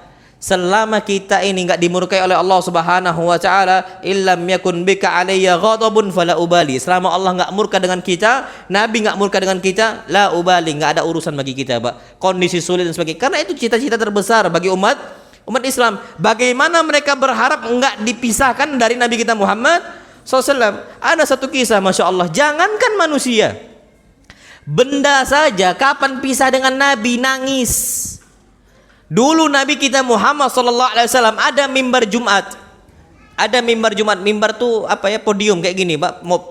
Dia tuh 3 tingkatan gitu, mimbar Nabi kita Muhammad SAW. Podium. Nabi bersandar itu, Pak, di dulunya di pelepah kurma. Di mana? Pelepah kurma. Itu awalnya. Dan ternyata ada salah seorang wanita, ini wanita orang yang memiliki usaha. Dia ini ada usaha perkayuan. Dia mengatakan untuk Nabi SAW, ya Rasulullah, ini mimbar engkau tuh udah lusuh gitu. Masya Allah Pak, ini umatnya perhatian dengan kondisi Nabi kita Muhammad SAW. Makanya antum lihat nih Pak, kalau masjid ada yang lusuh, antum masuk di masjid ini, oh ini kurang ngasihnya. Kalau ini kan udah cukup loh ya, udah cukup Pak. Kalau ini nampaknya kurang ini, antum tambahkan. Antum coba antum perhatikan apa mereka kurang. Oh ini kurang nih. Oh ini ada program berbagi takjil semisal. Coba antum masuk di program itu. Sebagai mana ini wanita, dia masuk di program itu. Dia lihat masjid Nabi SAW, di Masjid Nabawi, Masjid Nabi kita SAW, ternyata mimbar Nabi dari pelepah kurma udah mulai apa? Lusuh. Maka dia mengatakan, ya Rasulullah, innali najjara. Saya memiliki orang pemahat kayu. Jadi ahli di bidang apa? Kayu. Afala asna'u laka mimbara? Maukah aku buatkan mimbar yang baru lebih bagus daripada mimbar kau yang lama? Apa kata Nabi SAW? In syiti. Kalau kau mau ya buatlah, nggak ada masalah. Nabi berterima kasih untuk wanita ini. Maka dibuatlah mimbar yang baru. Ternyata Masya Allah, digeser mimbar yang lama, ditaruh di pojokan. Nangis Pak. Ini terjadi termasuk mukjizat Nabi kita Muhammad SAW. Nabi khutbah Jumat di atas mimbar yang baru, stop Nabi dari khutbah, terjeda sebentar. Kenapa? Nangis itu mimbar. Semua para sahabat itu takjub, merasa kaget. Nangis mimbar nih, Pak, nangis. Karena ada batu yang mengucapkan salam untuk Nabi kita Muhammad SAW, dan itu didengar oleh manusia yang lain. Bisa, ini mukjizat Nabi kita SAW. Ini mimbar yang lama tuh nangis, nggak siap berpisah dengan Nabi kita Muhammad SAW. Maka Nabi langsung turun dari mimbarnya, Nabi usap. Apa kata Nabi SAW? Kalau saya nggak usap nih sekarang, dia akan terus merengek sampai hari kiamat. Masya Allah. Jadi berpisah terakhir itu Pak, berharap diusap oleh Nabi kita Muhammad SAW. Itu Pak, wallah, itu memang nggak siap Pak manusia kalau berpisah dengan Nabi kita Muhammad SAW. Makanya Pak, orang yang paling berjasa, manusia yang paling berjasa untuk ana bukan abah ana, bukan ummah ana, Rasul SAW. Secapek-capeknya bapak ana nyari maisha untuk ana makan gitu loh ya Pak. Jauh lebih capek Nabi kita Muhammad SAW menyelamatkan kita di alam akhirat nanti, fid dunya wal akhirah. Lebih besar nih Pak jasanya. Kalau ana nggak siap pisah dengan abah ana nggak akan siap pisah dengan Nabi kita Muhammad SAW. Karena yang menyelamatkan Pak, kalau bukan jasa baik Nabi, ini sarolangun mungkin kita nggak dengar Islam. Masa Nabi hadal Islam, apalagi udah terpisah sampai 1400 tahun yang lalu. Ternyata Pak, di sini masih bisa dijaga kemurnian agama. Mereka dengar dalil, mereka dengar qala Allah, qala Rasul, masih terjaga betul-betul otentik ini agama. Kenapa bisa? Jasa besar Nabi kita Muhammad SAW. Kalau Nabi nggak bersabar atas dakwah Pak, nggak akan masuk Islam ke sini. Sekarang semua penjuru bumi mereka dengarkan Islam. Makanya Pak, inilah menunjukkan bahwasanya kita nih nggak siap untuk bisa dengan Nabi kita Muhammad SAW. Pernah kejadian besar yang membuat para sahabat tuh menangis di hadapan Nabi kita Muhammad SAW. Kasus apa? Perang Hunain. Perang Hunain ketika itu, perang Hunain ini terjadi setelah Fathu Makkah. Setelah Fathu apa? Mekah, penaklukan kota apa? Mekah. Pak, Bu, perhatikan coba di sini. Tempat yang paling Nabi cintai, Mekah atau Madinah? Mekah atau Madinah? Mekah aslinya. Wa illa aslinya itu Mekah. Makanya Nabi SAW berharap kepada Allah, ya Allah, habib ilainal Madinah ka hubbina Makkah au asyad. Makanya Nabi minta itu. Karena di Madinah tuh Pak, divonis tempat penyakit, tempatnya wabah di situ. Naam say. Makanya kalau antum umroh Pak, lebih berat cuaca Madinah dibandingkan cuaca apa? Mekah sampai sekarang. Bahkan ada orang-orang dari Uraniyin hadisnya itu masuk ke kota Madinah langsung sakit. Kenapa? Nggak siap istawauha hadisnya. Mereka tuh nggak siap dengan cuaca Madinah. Antum masuk Madinah, bibir langsung apa? Pecah-pecah. Perhatikanlah, beda dengan kondisi Mekah, lebih agak tenang sedikit. Walaupun Mekah juga agak berat, tapi lebih berat di mana? Madinah. Makanya Nabi SAW berdoa kepada Allah. Wa illa aslinya Nabi itu jauh lebih cinta apa? Kota Mekah, karena tempat kelahiran Nabi. Antum tanyakan mereka-mereka TKI yang keluar dengan segala kenikmatan yang mereka rasakan, kendaraannya, ekonomi yang mapan. Tanyakan mereka semua lebih betah di Indonesia atau di luar negeri. Jawabannya Indonesia. Tempat apa? Kelahiran itu nggak bisa dipungkiri, nggak bisa dipungkiri. Antum berangkat umroh, jangan sampai sebulan. Umroh cuma 12 hari, kangen makanan Indonesia. Makanya di hotel-hotel sekarang ini, kalau hotelnya bintang 3 ke bawah misalnya, itu khusus disiapkan untuk makanan orang Indonesia. Kalau yang bintang agak tinggi sedikit, itu apa? Khusus makanan Arab. Mereka yang kan jadi kan biasanya travel umrah tuh Pak, ada tingkat yang atas, ada tingkat yang apa? Bawah. Tergantung mereka milih yang mana. Kalau yang atas terpaksa mereka beli lagi makanan khas Indonesia di luar. Itu terjadi, Pak. Kangen dengan makanan apa? Indonesia. Antum kira Nabi tidak seperti itu? Tidak ada kekangenan? Ada kekangenan. Bahkan Nabi SAW sebelum keluar dari Mekah, Nabi deklarasikan, Nabi umumkan untuk Mekah. Apa kata Nabi SAW? Innaki la ahabbul biladi ilai. Wahai Mekah, engkau adalah tempat yang paling saya cintai. Laula anna qaumaki akhrajuni ma kharastu minki. Kalau umat engkau nggak mengeluarkan saya dari engkau, aku nggak akan keluar. Jadi Nabi itu aslinya nggak mau keluar dari mana? Mekah. Nabi nggak mau itu, tapi terpaksa dipaksa untuk keluar hijrah dari kota Mekah ke kota apa? Madinah. Yang mana kota Madinah ini tempat ketika itu Yathrib namanya. Yathrib sebelum Allah rubah namanya dengan apa? Tiba, kebaikan gitu. Dengan apa? Dengan kebaikan. Atau kota Madinah Nabawiyah. Terpaksa keluar ke sana. Tapi Pak, Masya Allah, di perang Hunain terjadi tragedi besar nih, ibrah bagi kita. Ketika itu Pak, menanglah umat Islam pada perang Hunain, mendapatkan banyak ghanimah. Tapi ternyata Nabi SAW tidak memberikan sedikit pun harta rampasan perang untuk orang-orang Ansor. Semua habis untuk siapa? Mereka ini al-mu'allafati qulubuhum. Mereka yang baru masuk apa? Islam, yang hatinya perlu apa? Dilembutkan, diberikan. Siapa mereka? Abu Sufyan dan kawan-kawannya, tokoh-tokoh kafir Quraisy baru masuk Islam, dikasih. Cemburulah orang-orang Ansor. Apa kata mereka? Ya Rasulullah, wahai Rasul sallallahu alaihi wasallam. Apa kata mereka? Nasornaka, kami menolong engkau sebelum mereka nolong engkau ya Rasulullah. Kami duluan membantu dakwah engkau sebelum mereka bantu dakwah engkau. Kenapa engkau memberikan yang banyak untuk orang Quraisy, sedangkan kau nggak berikan banyak untuk kami, dan bahkan kami nggak terima apa-apa? Apa kata Nabi kita Muhammad SAW? Nabi langsung panggil mereka semua orang Ansor. Nabi SAW nasihati tentang mereka. Nabi katakan orang-orang kafir Quraisy itu dulunya mereka kafir, mereka kondisi memusuhi dakwah Nabi, baru masuk apa?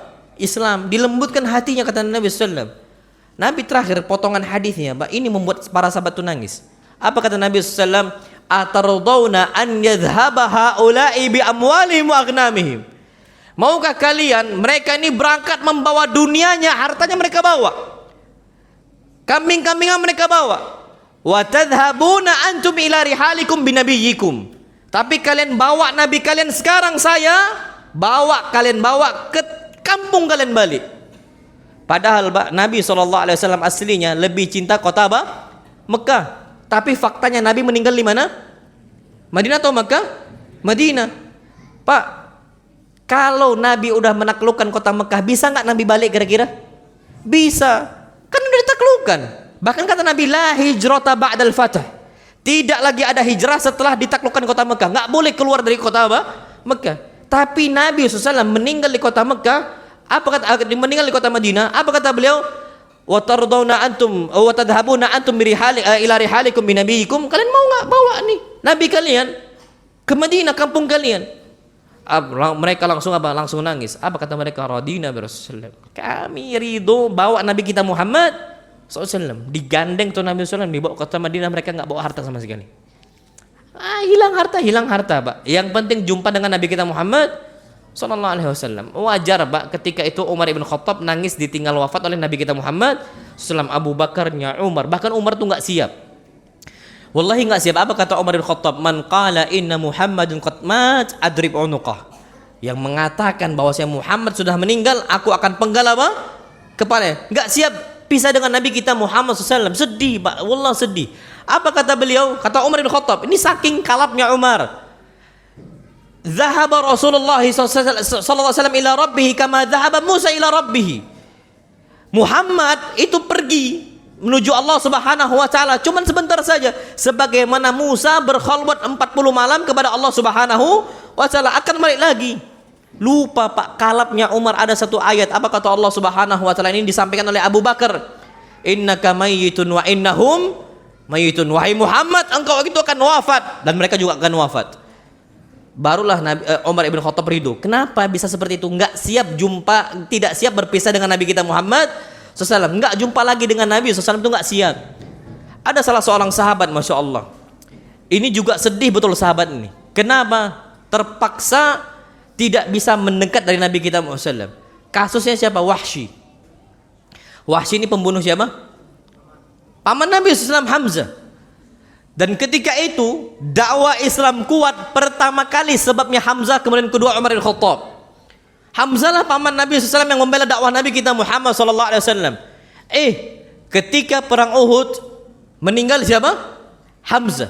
Dimutilasi Hamzah. Bahkan sampai dihinakan Hamzah oleh Wahsy. Oleh siapa? Oleh Wahsy. Ditombak. Wahsy ini orang apa? Ahli apa? Penombak. Di hadapan Hamzah ditombak, Pak. Kalau sahabat yang lain tua langsung meninggal. Tapi ketika Hamzah ditombak, Pak, masih bisa ngejar nih Hamzah. Ngejar Wahsy, tapi Wahsy bisa kabur. Bahkan Hamzah bisa apa? Melawan orang kafir di hadapan dia dan kalah nih orang kafir. Tapi nggak kuat lagi Hamzah, ketika itu langsung apa? Meninggal. Itu dimutilasi, direndahkan, dihinakan Hamzah ibn Abdul Muttalib. Itu yang membuat jiwa Nabi SAW nggak siap. Dan ternyata Pak, Wahsy itu belum masuk Islam sampai Fathu Makkah. Nabi umumkan, yang jumpa Fulan bin Fulan, Fulan ibn Fulan, Fulan ibn Fulan, bunuh dia apapun kondisi dia. Masya Allah, ketika itu, ketika Fathu Makkah, termasuk yang disebutkan namanya siapa? Wahsy. Jadi buronan. Wahsy jadi buronan. Nggak siap nih Pak kabarnya, Wahsy langsung kabur karena tahu bakal diburu oleh Nabi kita Muhammad Sallallahu Alaihi Wasallam. Kabur Wahsy Pak, kesana kesini, kabur. Dan ternyata kabur ke sana nggak bisa, kabur ke sini nggak bisa, kabur ke situ nggak bisa. Satu-satunya cara cuman masuk apa? Islam kalau mau selamat. Akhirnya bersyahadat Pak, masuk Islam. Masuk Islam. Wahsy Pak datang di hadapan Nabi SAW di Madinah. Ketika masuk Islam, apakah Nabi SAW akan bunuh Wahsy? La. Diterima Islamnya dengan cara yang baik sekali oleh Nabi kita Muhammad SAW. Nabi maafkan. Tapi ada satu ucapan yang membuat Wahsy itu nangis. Ucapan apa? Seandainya engkau sembunyikan wajah engkau, wahai Wahsy, anni, dari saya. Jangan tampakkan sekali-kali wajah engkau. Kenapa? Karena Nabi SAW setiap kali lihat Wahsy, lihat siapa? Hamzah. Ingat Hamzah. Perjuangan jihad bersama apa? Hamzah. Dakwah bersama Hamzah. Dakwah jihad itu berat Pak. Hamzah yang bantu apa? Nabi kita Muhammad SAW. Setiap kali lihat Wahsy langsung lihat apa? Hamzah.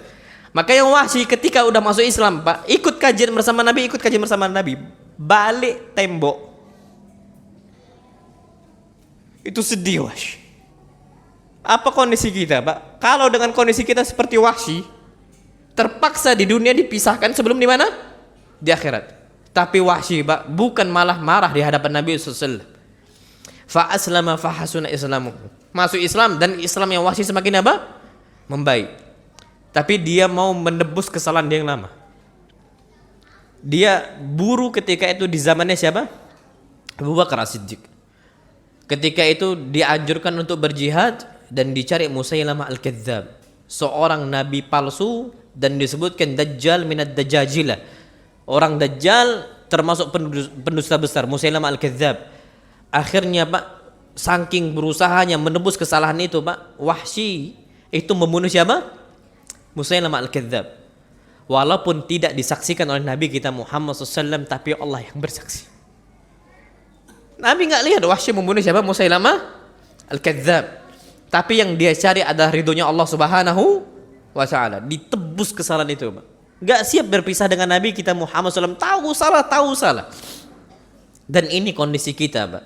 Kalau seandainya apa kabar kita kalau dijauhkan dari Nabi kita Muhammad Sallallahu Alaihi Wasallam, dan antum tahu Pak, kondisi yang paling bisa antum merasakan apakah antum akan dijauhkan nanti ataukah tidak pada hari kiamat, antum lihat, antum jauh nggak dari hadis-hadis Nabi saat ini?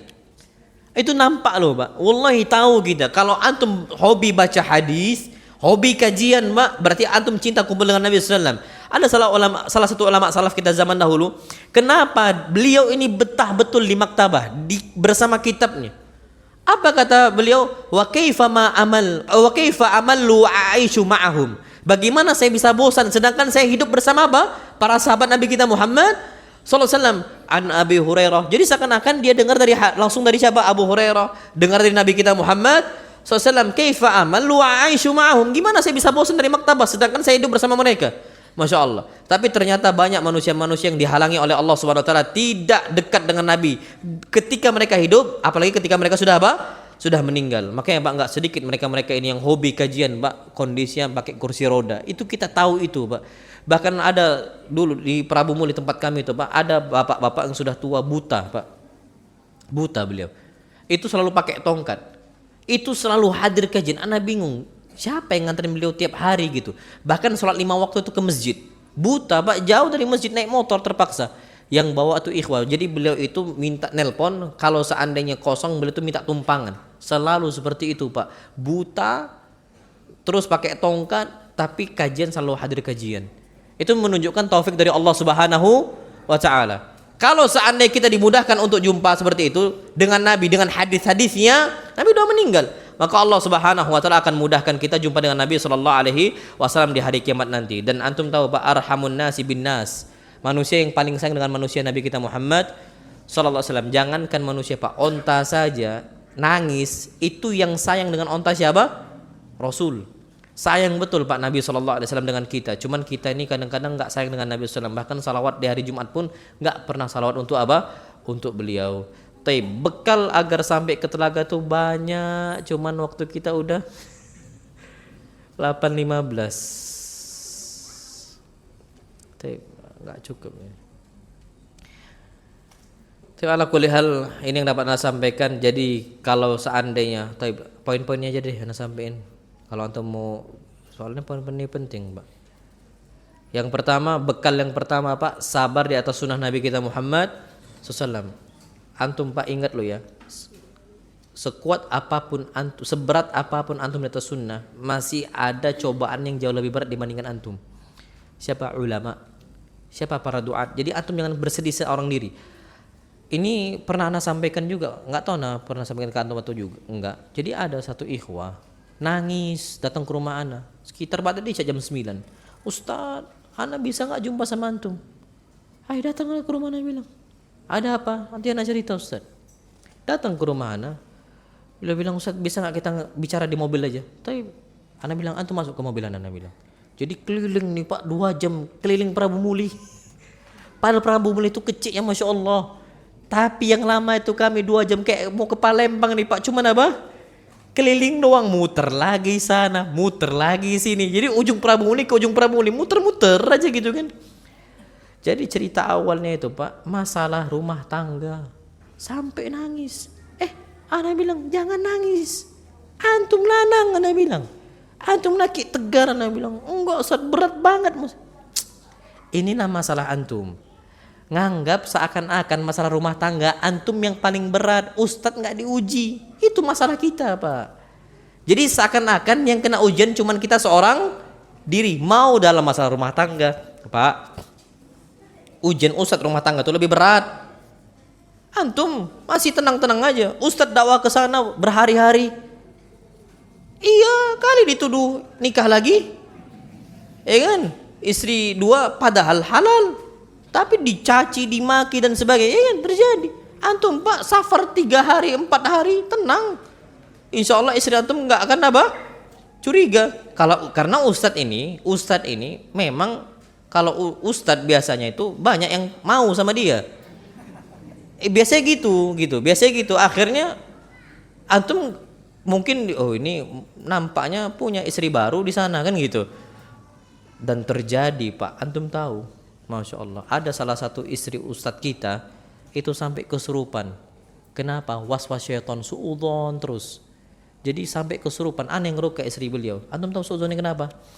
Jadi beliau kan tinggalnya itu, Pak, masih agak jauh dari pondok kami. Setiap ustadz yang di pondok kami bangunkan rumah dinas.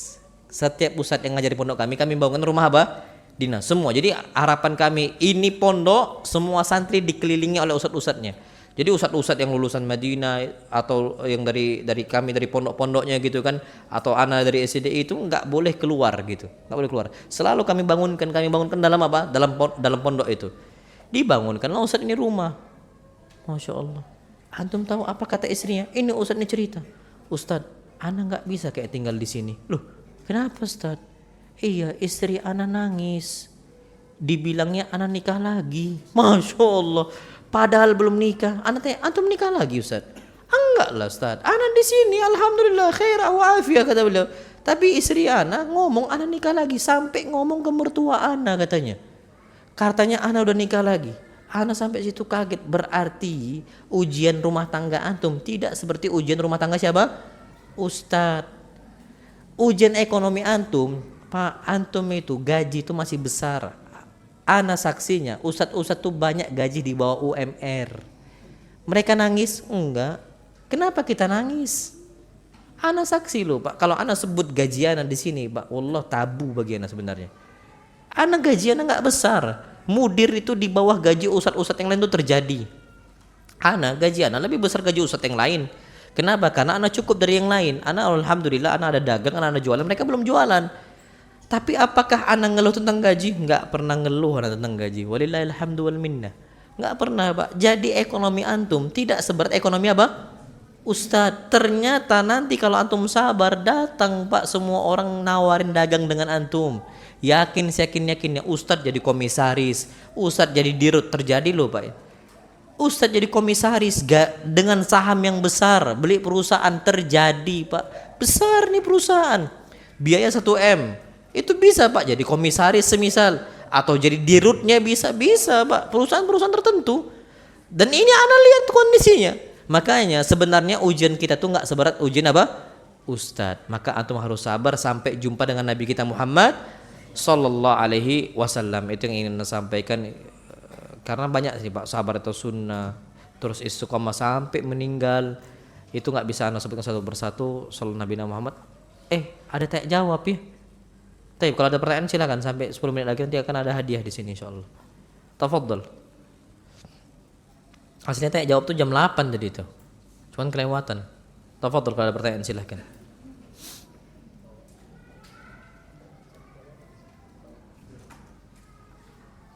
Silakan Pak, tafadhol. Apakah kondisi futur tapi terus berusaha kembali termasuk istiqomah? Aywa, istiqomah. Futur itu pasti semua menimpa manusia. Tidak ada manusia yang tidak ditimpa dengan apa? Futur. Karena kita tidak maksum. Yang tidak kena futur cuman malaikat. Cuman apa? Malaikat. Karena kenapa? Mereka nggak ada syahwat. Setiap yang ada syahwat, manusia ada syahwat, pasti kena apa?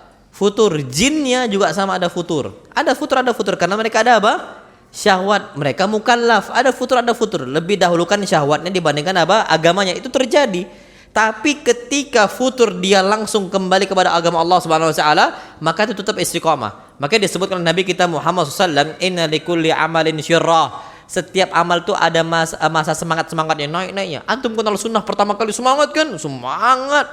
Kajian rutin selalu hadir. Sekarang tablik akbar pun enggak hadir. Itu terjadi futur. Tapi ada masa semangat itu, ada semangat awal-awalnya. Tapi ingat kata Nabi, wa inna likulli amalin syirrah. Wa inna likulli syirratin fatrah. Setiap masa semangat ada masa apa? Futur jatuhnya.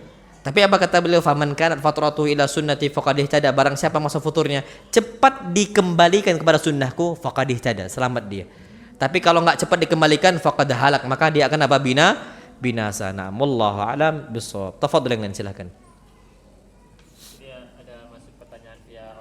Boleh. Nasihatin kami Ustaz, badan kami semakin gemuk sehingga agak kurang maksimal ibadah. Apakah banyak makan atau kurang bergerak? Ayo insyaallah. Ini sebenarnya terjadi sama Ana bulan lalu tuh 82 kg. Terakhir itu bulan lalu. Ini badan Ana susah nih. Akhirnya iya Pak, kenapa Ana cepet gemuk? Sejak Safdah nih lah, safari dakwah. Kalau safari dakwah 1 hari 3 kali kajian, 3 kali makan. Kalau 4 kali kajian, 4 kali makan. 4 kali makan, dan makan nih makan berat, belum snacknya lo ya, belum snacknya, belum jajanannya. Nanti ngasih brownies, dikasih Pak 1 kajian Ini Pak wadah nih Ustaz, tafadhol Ustaz. Masya Allah, makan lagi ini. Nabi bilang itu snacknya doang lo ya, ditaruh dikasih untuk kita. Itu makanya anak kalau sama kameramen sama tim itu udah Pak pulang tuh bawa banyak apa? Bawa banyak makanan, makan terus. Kalau di kajian 4 kali lah kami makan. Sampai Pak Masya Allah masih enak kalau makannya itu makanan normal, makan Padang. Rendang masuk, gulai masuk, semua masuk. Terakhir anak sampai 82. Anak bilang ke istri, "Dek, abang mau nyampaikan abang mau diet." Anak bilang, "Abang mau kurangi sekarang Pak 70,5." 70,5. Dengan cara apa? Jadi gini, Pak. Antum tolong dijaga makan tuh, pola makan tuh penting. Kenapa? Karena Nabi itu kuat, pola makannya bagus. Pola makannya apa? Bagus. Anak kasih contoh. Apa kata Aisyah radhiyallahu taala anha? Ma akala alu Muhammad sallallahu fil yaumi wal laila illa aklatain. Keluarga Nabi SAW itu makan setiap hari satu hari satu malam itu kecuali 2 makan saja, 2 kali makan. Kita berapa kali makan? Kita tuh dikasih tahu sama orang berapa kali makan? 3 kali. Terus makannya 3 kali itu semua nasi masuk. Bahkan lebih banyak nasi dibandingkan apa? Lauknya. Ini salah, Pak. Nasi itu pendamping doang. Wa illa pokoknya itu lauknya. Aslinya gitu. Antum tahu santri? Pak, santri itu ada istilah kami tuh mbadoger gitu, mbadok makannya. Jadi makan tuh Pak, nasi itu segunung. Ayam kami dibagikan Pak, kecil betul sejempol. Tapi hebatnya santri Pak, nasi habis, ayam masih utuh. Ini terjadi, makan tuh banyak betul Pak. Ujung-ujungnya apa yang terjadi? Ustaz udah ngomong, karena gini Pak, lauk dibatasin, nasi gak dibatasin ketika santri kami dulu mondok. Ujung-ujung banyak makan, ngantuk. Iyalah Pak, kalori yang masuk. Sedangkan Pak, kita setiap hari kalau mau diet itu harus ada defisit apa? Kalori. Defisit kalori dengan cara apa? Banyak bergerak, sedikit apa? Makan. Dan ternyata Pak, makan yang paling baik itu bukan diperbanyak karbonya. Bukan memperbanyak apa? Karbo. Kita ini dulu ditipu karbo. Ujung-ujungnya buncit. Ujungnya apa? Buncit. Ini terjadi ketika buka puasa. Orang Indonesia ini paling ngeri buka puasa. Pak, buka puasa Nabi itu Pak disebut oleh Nabi kita Muhammad SAW oleh Anas bin Malik, karena Rasulullah SAW yuftiru ala rutobat. Beliau itu buka puasa itu cuman dengan beberapa biji kurma saja, kurma rutob. Fa illam takun lahu rutobat fa ala tamarat. Kalau enggak ada yang namanya kurma basah, maka kurma apa? Kering. Kalau enggak ada hasawatin minal ma, maka beliau cukup meneguk beberapa tegukan air saja. Kita buka puasa, martabak masuk, empek masuk, pempek sampai masuk kita. Apalagi gulenya masuk, semua masuk, Pak. Ujung-ujungnya yang awalnya puasa untuk sehat, malah puasa apa? Sakit. Kenapa? Pola makan kita nggak bisa dijaga. Makanya ketika itu Ana sampaikan ke istri Ana, sekarang Pak udah diganti. Ana termasuk cepat nih Pak, penurunan itu termasuk cepat. Banyak ustadz tuh kaget. Bahkan Ana ketika kajian di Jakarta bulan depannya, Ustadz antum kok udah kurus banget sekarang, sakit antum Ustadz. Itulah gak enaknya kurus. Dibilang sakit, dibilang banyak pikiran. Iya kan? Padahal aslinya kita apa? Sehat. Di Indonesia tuh kalau gemuk itu sehat, makmur dia, Masya Allah kan. Kapan kurus dibilang apa? Sakit. Oh banyak pikiran Ustadz nih. Enggak apa, ana walillahil hamdu wal minna, sehat sekarang. Ana enggak ada penyakit, walillahil hamdu wal minna. Tapi memang beda Pak, bebas. Makanya Ana sampaikan, antum tahu sunnah Nabi itu agar kita itu bisa jaga berat badan. Sunnah Nabi SAW beliau mengatakan yakfil ibni Adam luqaimat yukimna sulbah. Cukup untuk anak Adam. Antum tahu luqaimat. Luqaimat itu diambil dari kata apa? Lukmah. Beberapa suapan kecil pula, Masya Allah.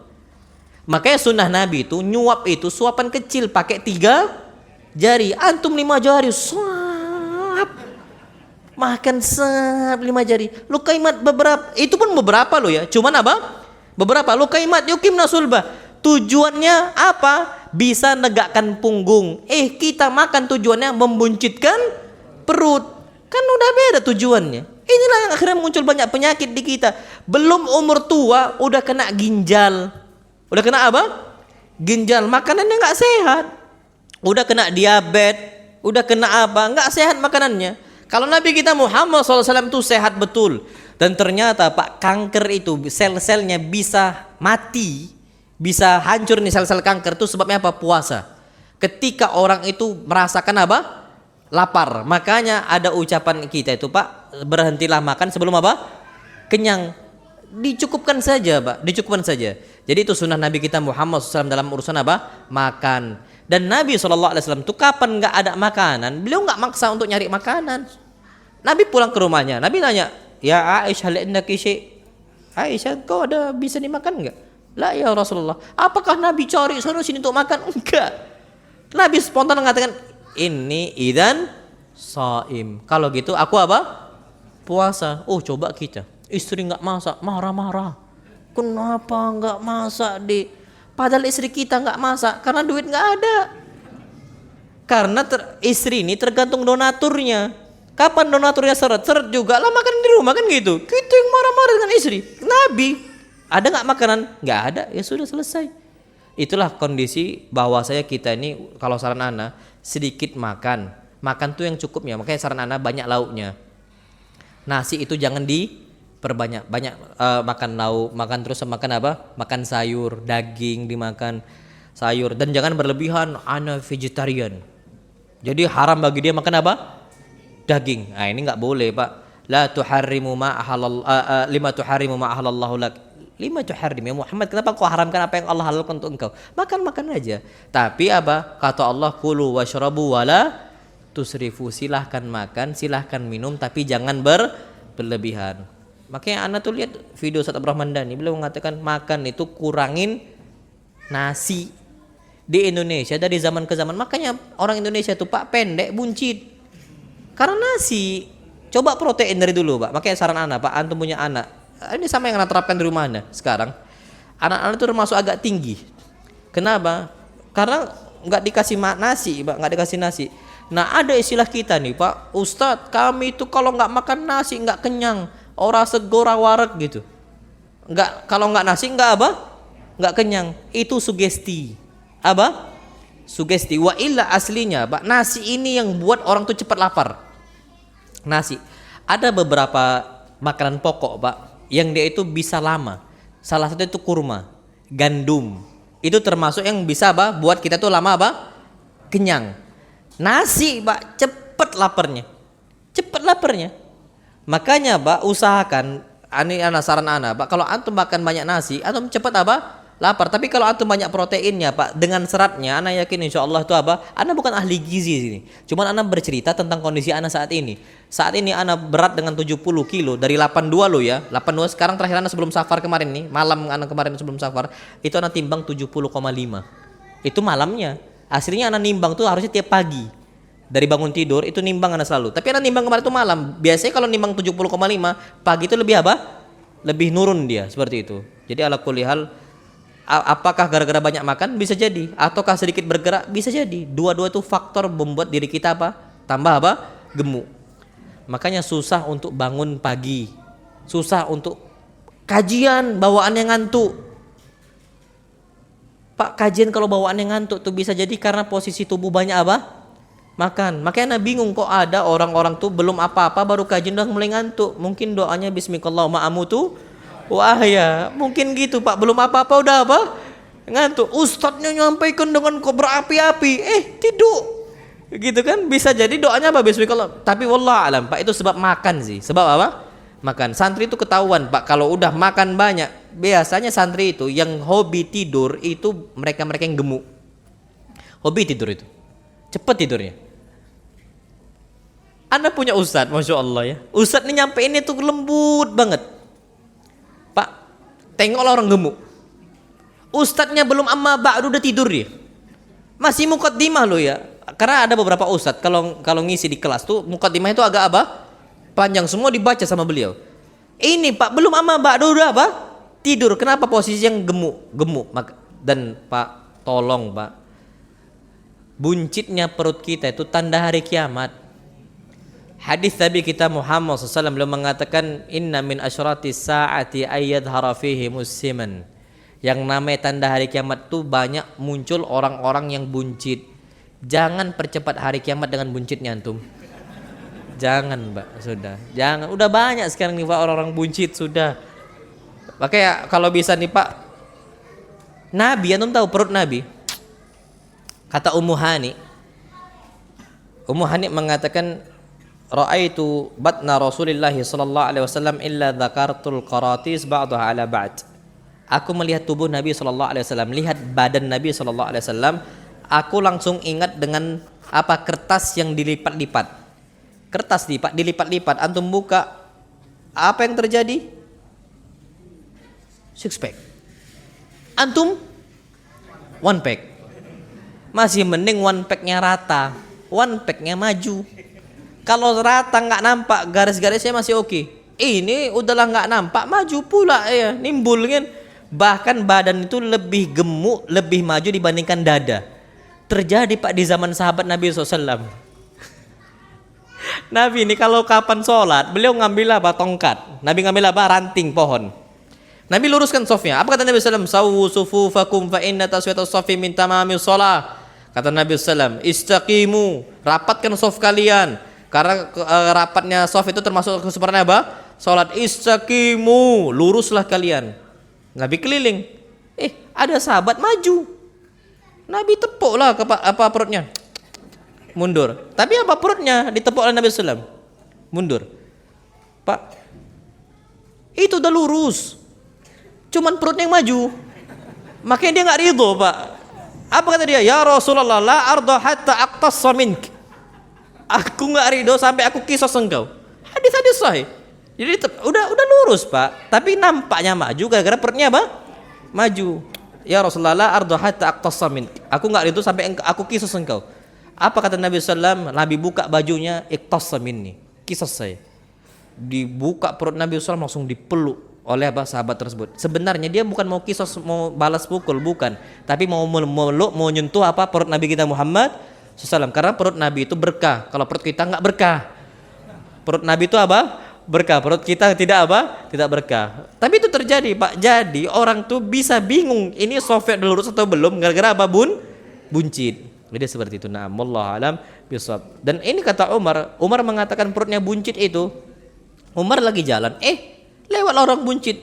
Apa kata Umar? Iyyakum wal bitnah. Hati-hati kalian dari buncit perut ini. Innaha muqsilatun lis-shalah. Ini yang membuat kalian itu malas dari apa? Salat. Buncit perut. Makanya harus apa? Harus dilatih. Wallahu alam bisawab. Jadi saran anak itu sedikitkan makan di pola. Ustadz, anak itu nggak kenyang. Bisa loh Pak. Karena Allah ciptakan manusia ini bisa tubuhnya itu beradaptasi. Wallah ajib. Antum tahu orang-orang di pinggir jalan tuh Pak, Filistin, mereka itu makannya bisa sepekan sekali baru bisa makan. Wa illa selebihnya mereka itu minum air. Tapi mereka masih hidup sampai sekarang. Walillahil hamdu wal minnah. Itu terjadi apa? Genjatan apa? Senjata. Bertahun-tahun mereka tuh bisa makan sepekan sekali itu Pak, hebat banget itu. Bisa bertahan. Kenapa? Tubuh manusia Allah jadikan bisa beradaptasi. Kalau antum sedikitkan nih makan, insya Allah cepat beradaptasi. Ana sekarang makan nih Pak, cepat kenyang. Makanya kalau anak disuruh tambah, bukan anak nggak mau, anak tuh pengen masuk ini, cuman perut udah nggak nampung lagi gitu. La ajid lahu maslaka, ini nggak lagi nampung gitu. Karena cepet kenyang anak sekarang. Dulu, Pak disuruh tambo anak. Kalau usah tambo nambo lah kita, kan gitu. Nah, jadi ala kulli hal sebabnya gitu bisa jadi karena apa? Memang sedikit bergerak dan banyak apa? Makan. Wallahu a'lam bishawab. Fadhil yang kalau ada silakan. Kalau nggak ada, ini ada pertanyaan, Ana mau tanya ini Pak. Ini laki-laki 3, untuk ikhwannya, ummahatnya itu juga ada 3. Yang pertama, Ana mau nanya, sebutkan 3 jenis sabar yang disebutkan Ali bin Abi Thalib. Fadhil Pak.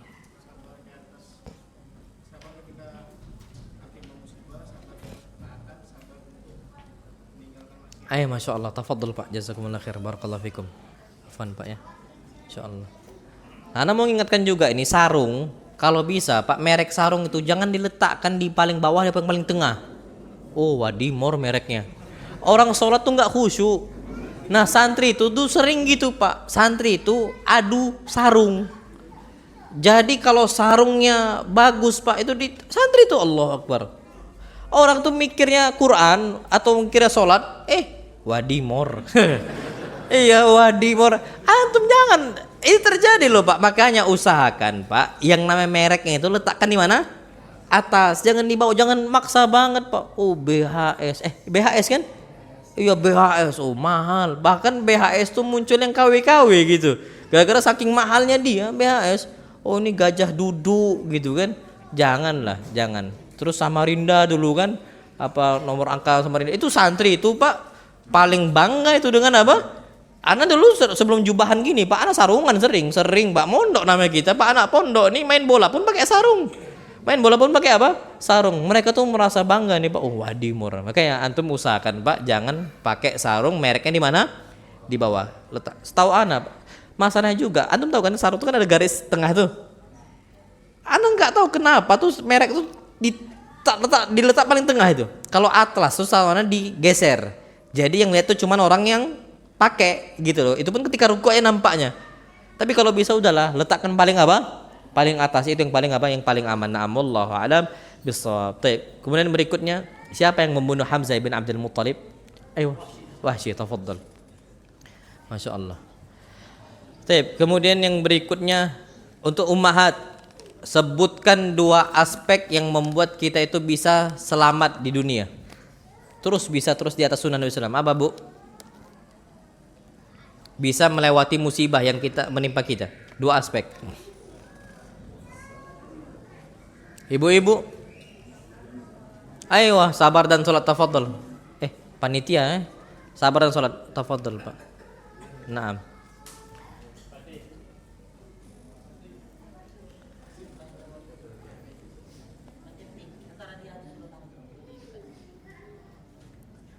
Masya Allah. Jazakallah khair. Kasih ibu-ibu. Saran Anda Pak, antum bawa anak-anak ke kajian. Ini saran Anda dulu ya. Kenapa Pak gini? Ini yang tadi Anda sampaikan ketika khutbah Jumat Pak. Anak-anak antum akan dewasa nanti. Antum Pak, jangan nggak bawa anak-anak ketika kajian. Ini saran Anda Pak. Antum tahu Ibn Abbas? Ibn Abbas nih gelarnya dari Umar ibn Khattab, daka fatal kuhul. Ini anak masih kecil raganya, jiwanya jiwa orang dewasa. Ibn Abbas, antum tahu kenapa sampai Umar seperti itu ngomong? Karena memang Abbas nih sering bawa anaknya ke Nabi kita Muhammad SAW, majelisnya untuk dibawa. Kenapa gini Pak? Anak sekarang nampak nggak kekanak-kanakan? Bu, tolong angkat tangannya Bu, anaknya ini mau ngasih hadiah nih. Pak, antum tahu anak kita sekarang kekanak-kanakan? Karena mainnya dengan anak-anak seumuran. Akhirnya Pak kekanak-kanakan. Anak ambil contoh nih, tadi juga anak sampaikan. Kita punya tamu dulu Pak, kita masih ingat, kita yang jamu, kita yang nyambut tamu bapak kita. Ini kawan abah kita bertamu ke rumah kita, Masya Allah, kita keluar, kita temani. Kecuali privasi loh ya, kita temani dulu, kita sambut pertama kali, kita suguhkan ini. Anak-anak sekarang Pak, orang awam disuruh keluar pun salaman dengan kawan bapak kita nggak mau Pak, kawan kita nggak mau, mereka malu ya kan. Antum tahu terapi yang paling mudah antum bawa ke kajian. Dan saran ana Pak, kajian itu jangan dilepas. Ini yang anak alamin. Istri ana juga pola sama. Kami dari awal Pak punya anak nggak mau anak lepas. Jadi ana sampaikan, nak, kalau kajian sama Abi duduk samping Abi di mimbar. Kalau mau sama Umi duduk samping Umi, jangan main. Sampai sekarang Pak, walillahilhamdulillah minna, sama bapak-bapak tuh nyambung ngobrolnya. Nyambung, nggak ada sungkan-sungkanan, nggak ada geenaan, tidak ada apa, nyambung aja ngobrol-ngobrol. Sekarang kan anak-anak sekarang Pak susah ngomong sama orang lebih apa tuh tua, sebabnya itu nggak dibiasakan untuk apa bersama bersama bapak-bapak. Itu saran Anda Pak. Jadi bawa ke masjid itu insya Allah mereka akan apa dewasa. Wallahu a'lam bishawab. Taib. Ini untuk ikhwan, apa nama telaga Nabi di padang mahsyar? Fadhal. Ahud, masya Allah, tafadhal Pak. Afwan. Baik, untuk ibu-ibu, apa telaga Nabi atau sungai Nabi di surga nanti? Wah, rame-rame, masya Allah. Ayo. Yang lain. Sebutkan luasnya telaga Nabi SAW Al-Haud. Masya Allah, perjalanan sebulan. Siapa yang jawab? Fadhal Pak. Dikasih Pak, fadhal. Tip satu lagi. Berapa jumlah cangkir telaga Nabi SAW?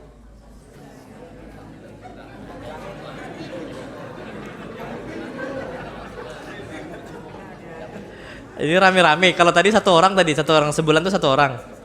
Yang rame-rame itu nggak dapat. Yang lain.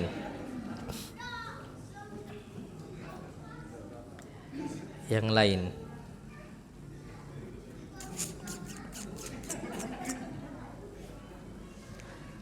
Taib, ibu-ibu sebutkan tanda hari kiamat yang Anda sebutkan barusan.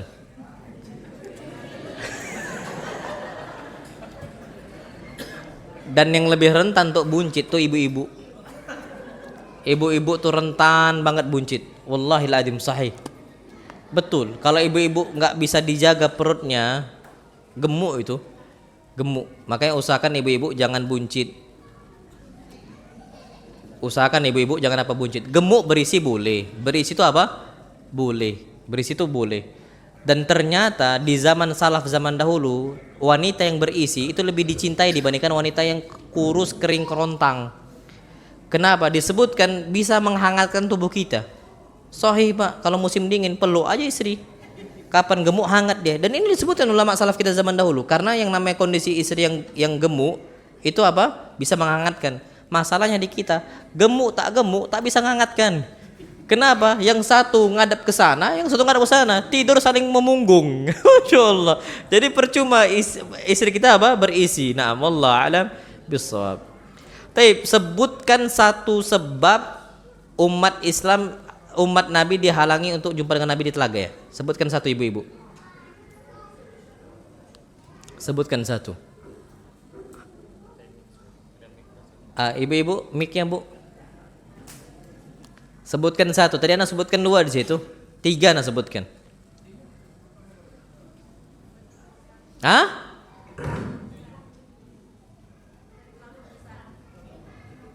Apa? Ayo berlebih-lebihan, hulu berlebih-lebihan, masya Allah. Jadi ada tiga membuat ibadah-ibadah yang baru Nabi nggak kerjakan, yang kedua berlebih-lebihan, yang ketiga murtad keluar dari agama apa? Islam. Taib, ini waktu kita sudah selesai, insya Allah besok kita akan daurah Pak ya. Usahakan saran ana tepat waktu karena pembahasan tuh panjang tuh. Dari jam 8 sampai zuhur insya Allah. Kalau seandainya dimulai ana nunggu antum jam 9 takutnya nggak selesai kita kitab. Dan ingat loh Pak ya, adab ulama salaf zaman dahulu kalau antum mau diberkahi ilmunya, dimudahkan mendapatkan ilmu dan kuat hafalannya, jangan datang setelah ustadznya udah datang. Jadi datanglah sebelum ustadz itu apa? Datang. Antum tahu Pak, masya Allah. Ada satu ustadz yang ana tahu disiplin betul ustadz ini. Dosen kami, Ustadz Ali Musri hafizahullah.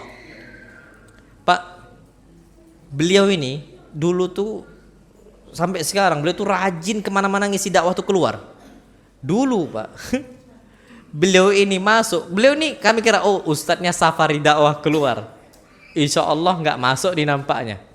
Pak, soalnya kan kami lihat subuh nih, nggak nampak nih beliau.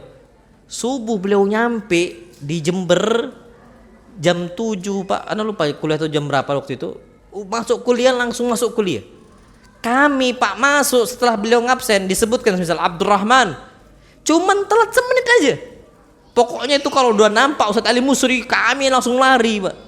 Langsung goib. Dang, ghain itu huruf gha. Gha itu Pak nggak bisa dimanipulasi.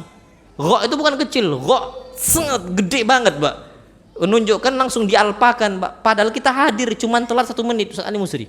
Nggak ada Pak. Makanya kami nggak pernah telat. Kalau gaib Pak, kuliah tuh ada 16 pertemuan. 16 pertemuan tuh dikasih waktu, dikasih apa namanya? Jatah gaib tuh ada, jatah alfa. Antum kan kuliah ada kan? Jatah alfa tuh dikasih. Kami juga ada Pak.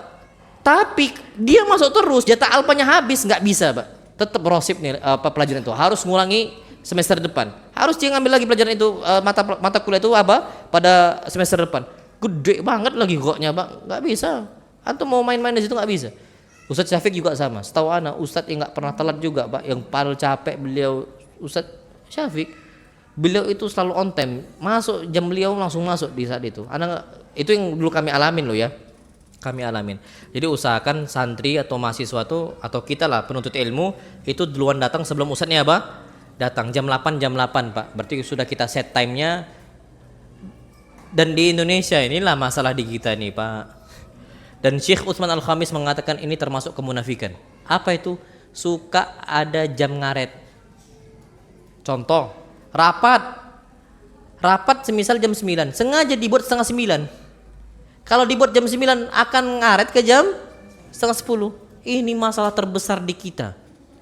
Apa kata beliau? Orang yang terbiasa seperti ini itu orang-orang munafik, tanda-tanda munafik kata beliau. Syekh Utsman Al-Khamis ngomong, kenapa idza wa'ada akhlaf? Udah dijanjikan malah khianat. Dia ingkari, telat waktunya. Ini termasuk khianat ini, Pak. Orang munafik tuh suka telatan, suka telat salat, suka telat ini janji. Sering tuh orang munafik, sering orang munafik. Nah, di kita, Pak, rapat besar ngaret. Undangan nikah ngaret. Kajian ngaret, sampai pesawat delay. Ana pernah delay pesawat Pak sampai 6 jam. Ana bilang, Ana pernah di Jerman Pak. Ana masih ingat di Jerman Ana dari Belanda mau terbang ke Swedia waktu itu. Juga ke Berlin pernah. Tapi posisinya Ana terbang itu Pak, mau terbang telat cuman 1 menit. Telat 1 menit loh Pak ya.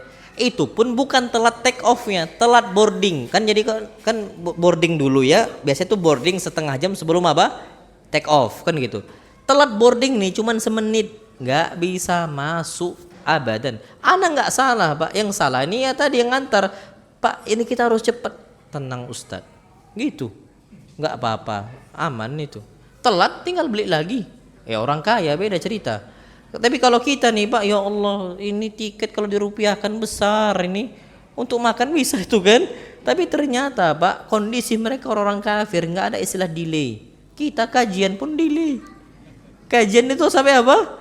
Delay. Makanya saran Ana besok nanti Pak, usahakan datang jam berapa? Jam 8 sebelumnya. Jadi sebelum Ustadz tuh datang, kita sudah apa? Datang. Ini ibu-ibu sama bapak-bapak juga seperti itu. Na'amullah alam bisawab yang dapat Ana sampaikan. Kurang lebihnya mohon maaf. Asli sampai jam 8, ternyata sampai jam berapa?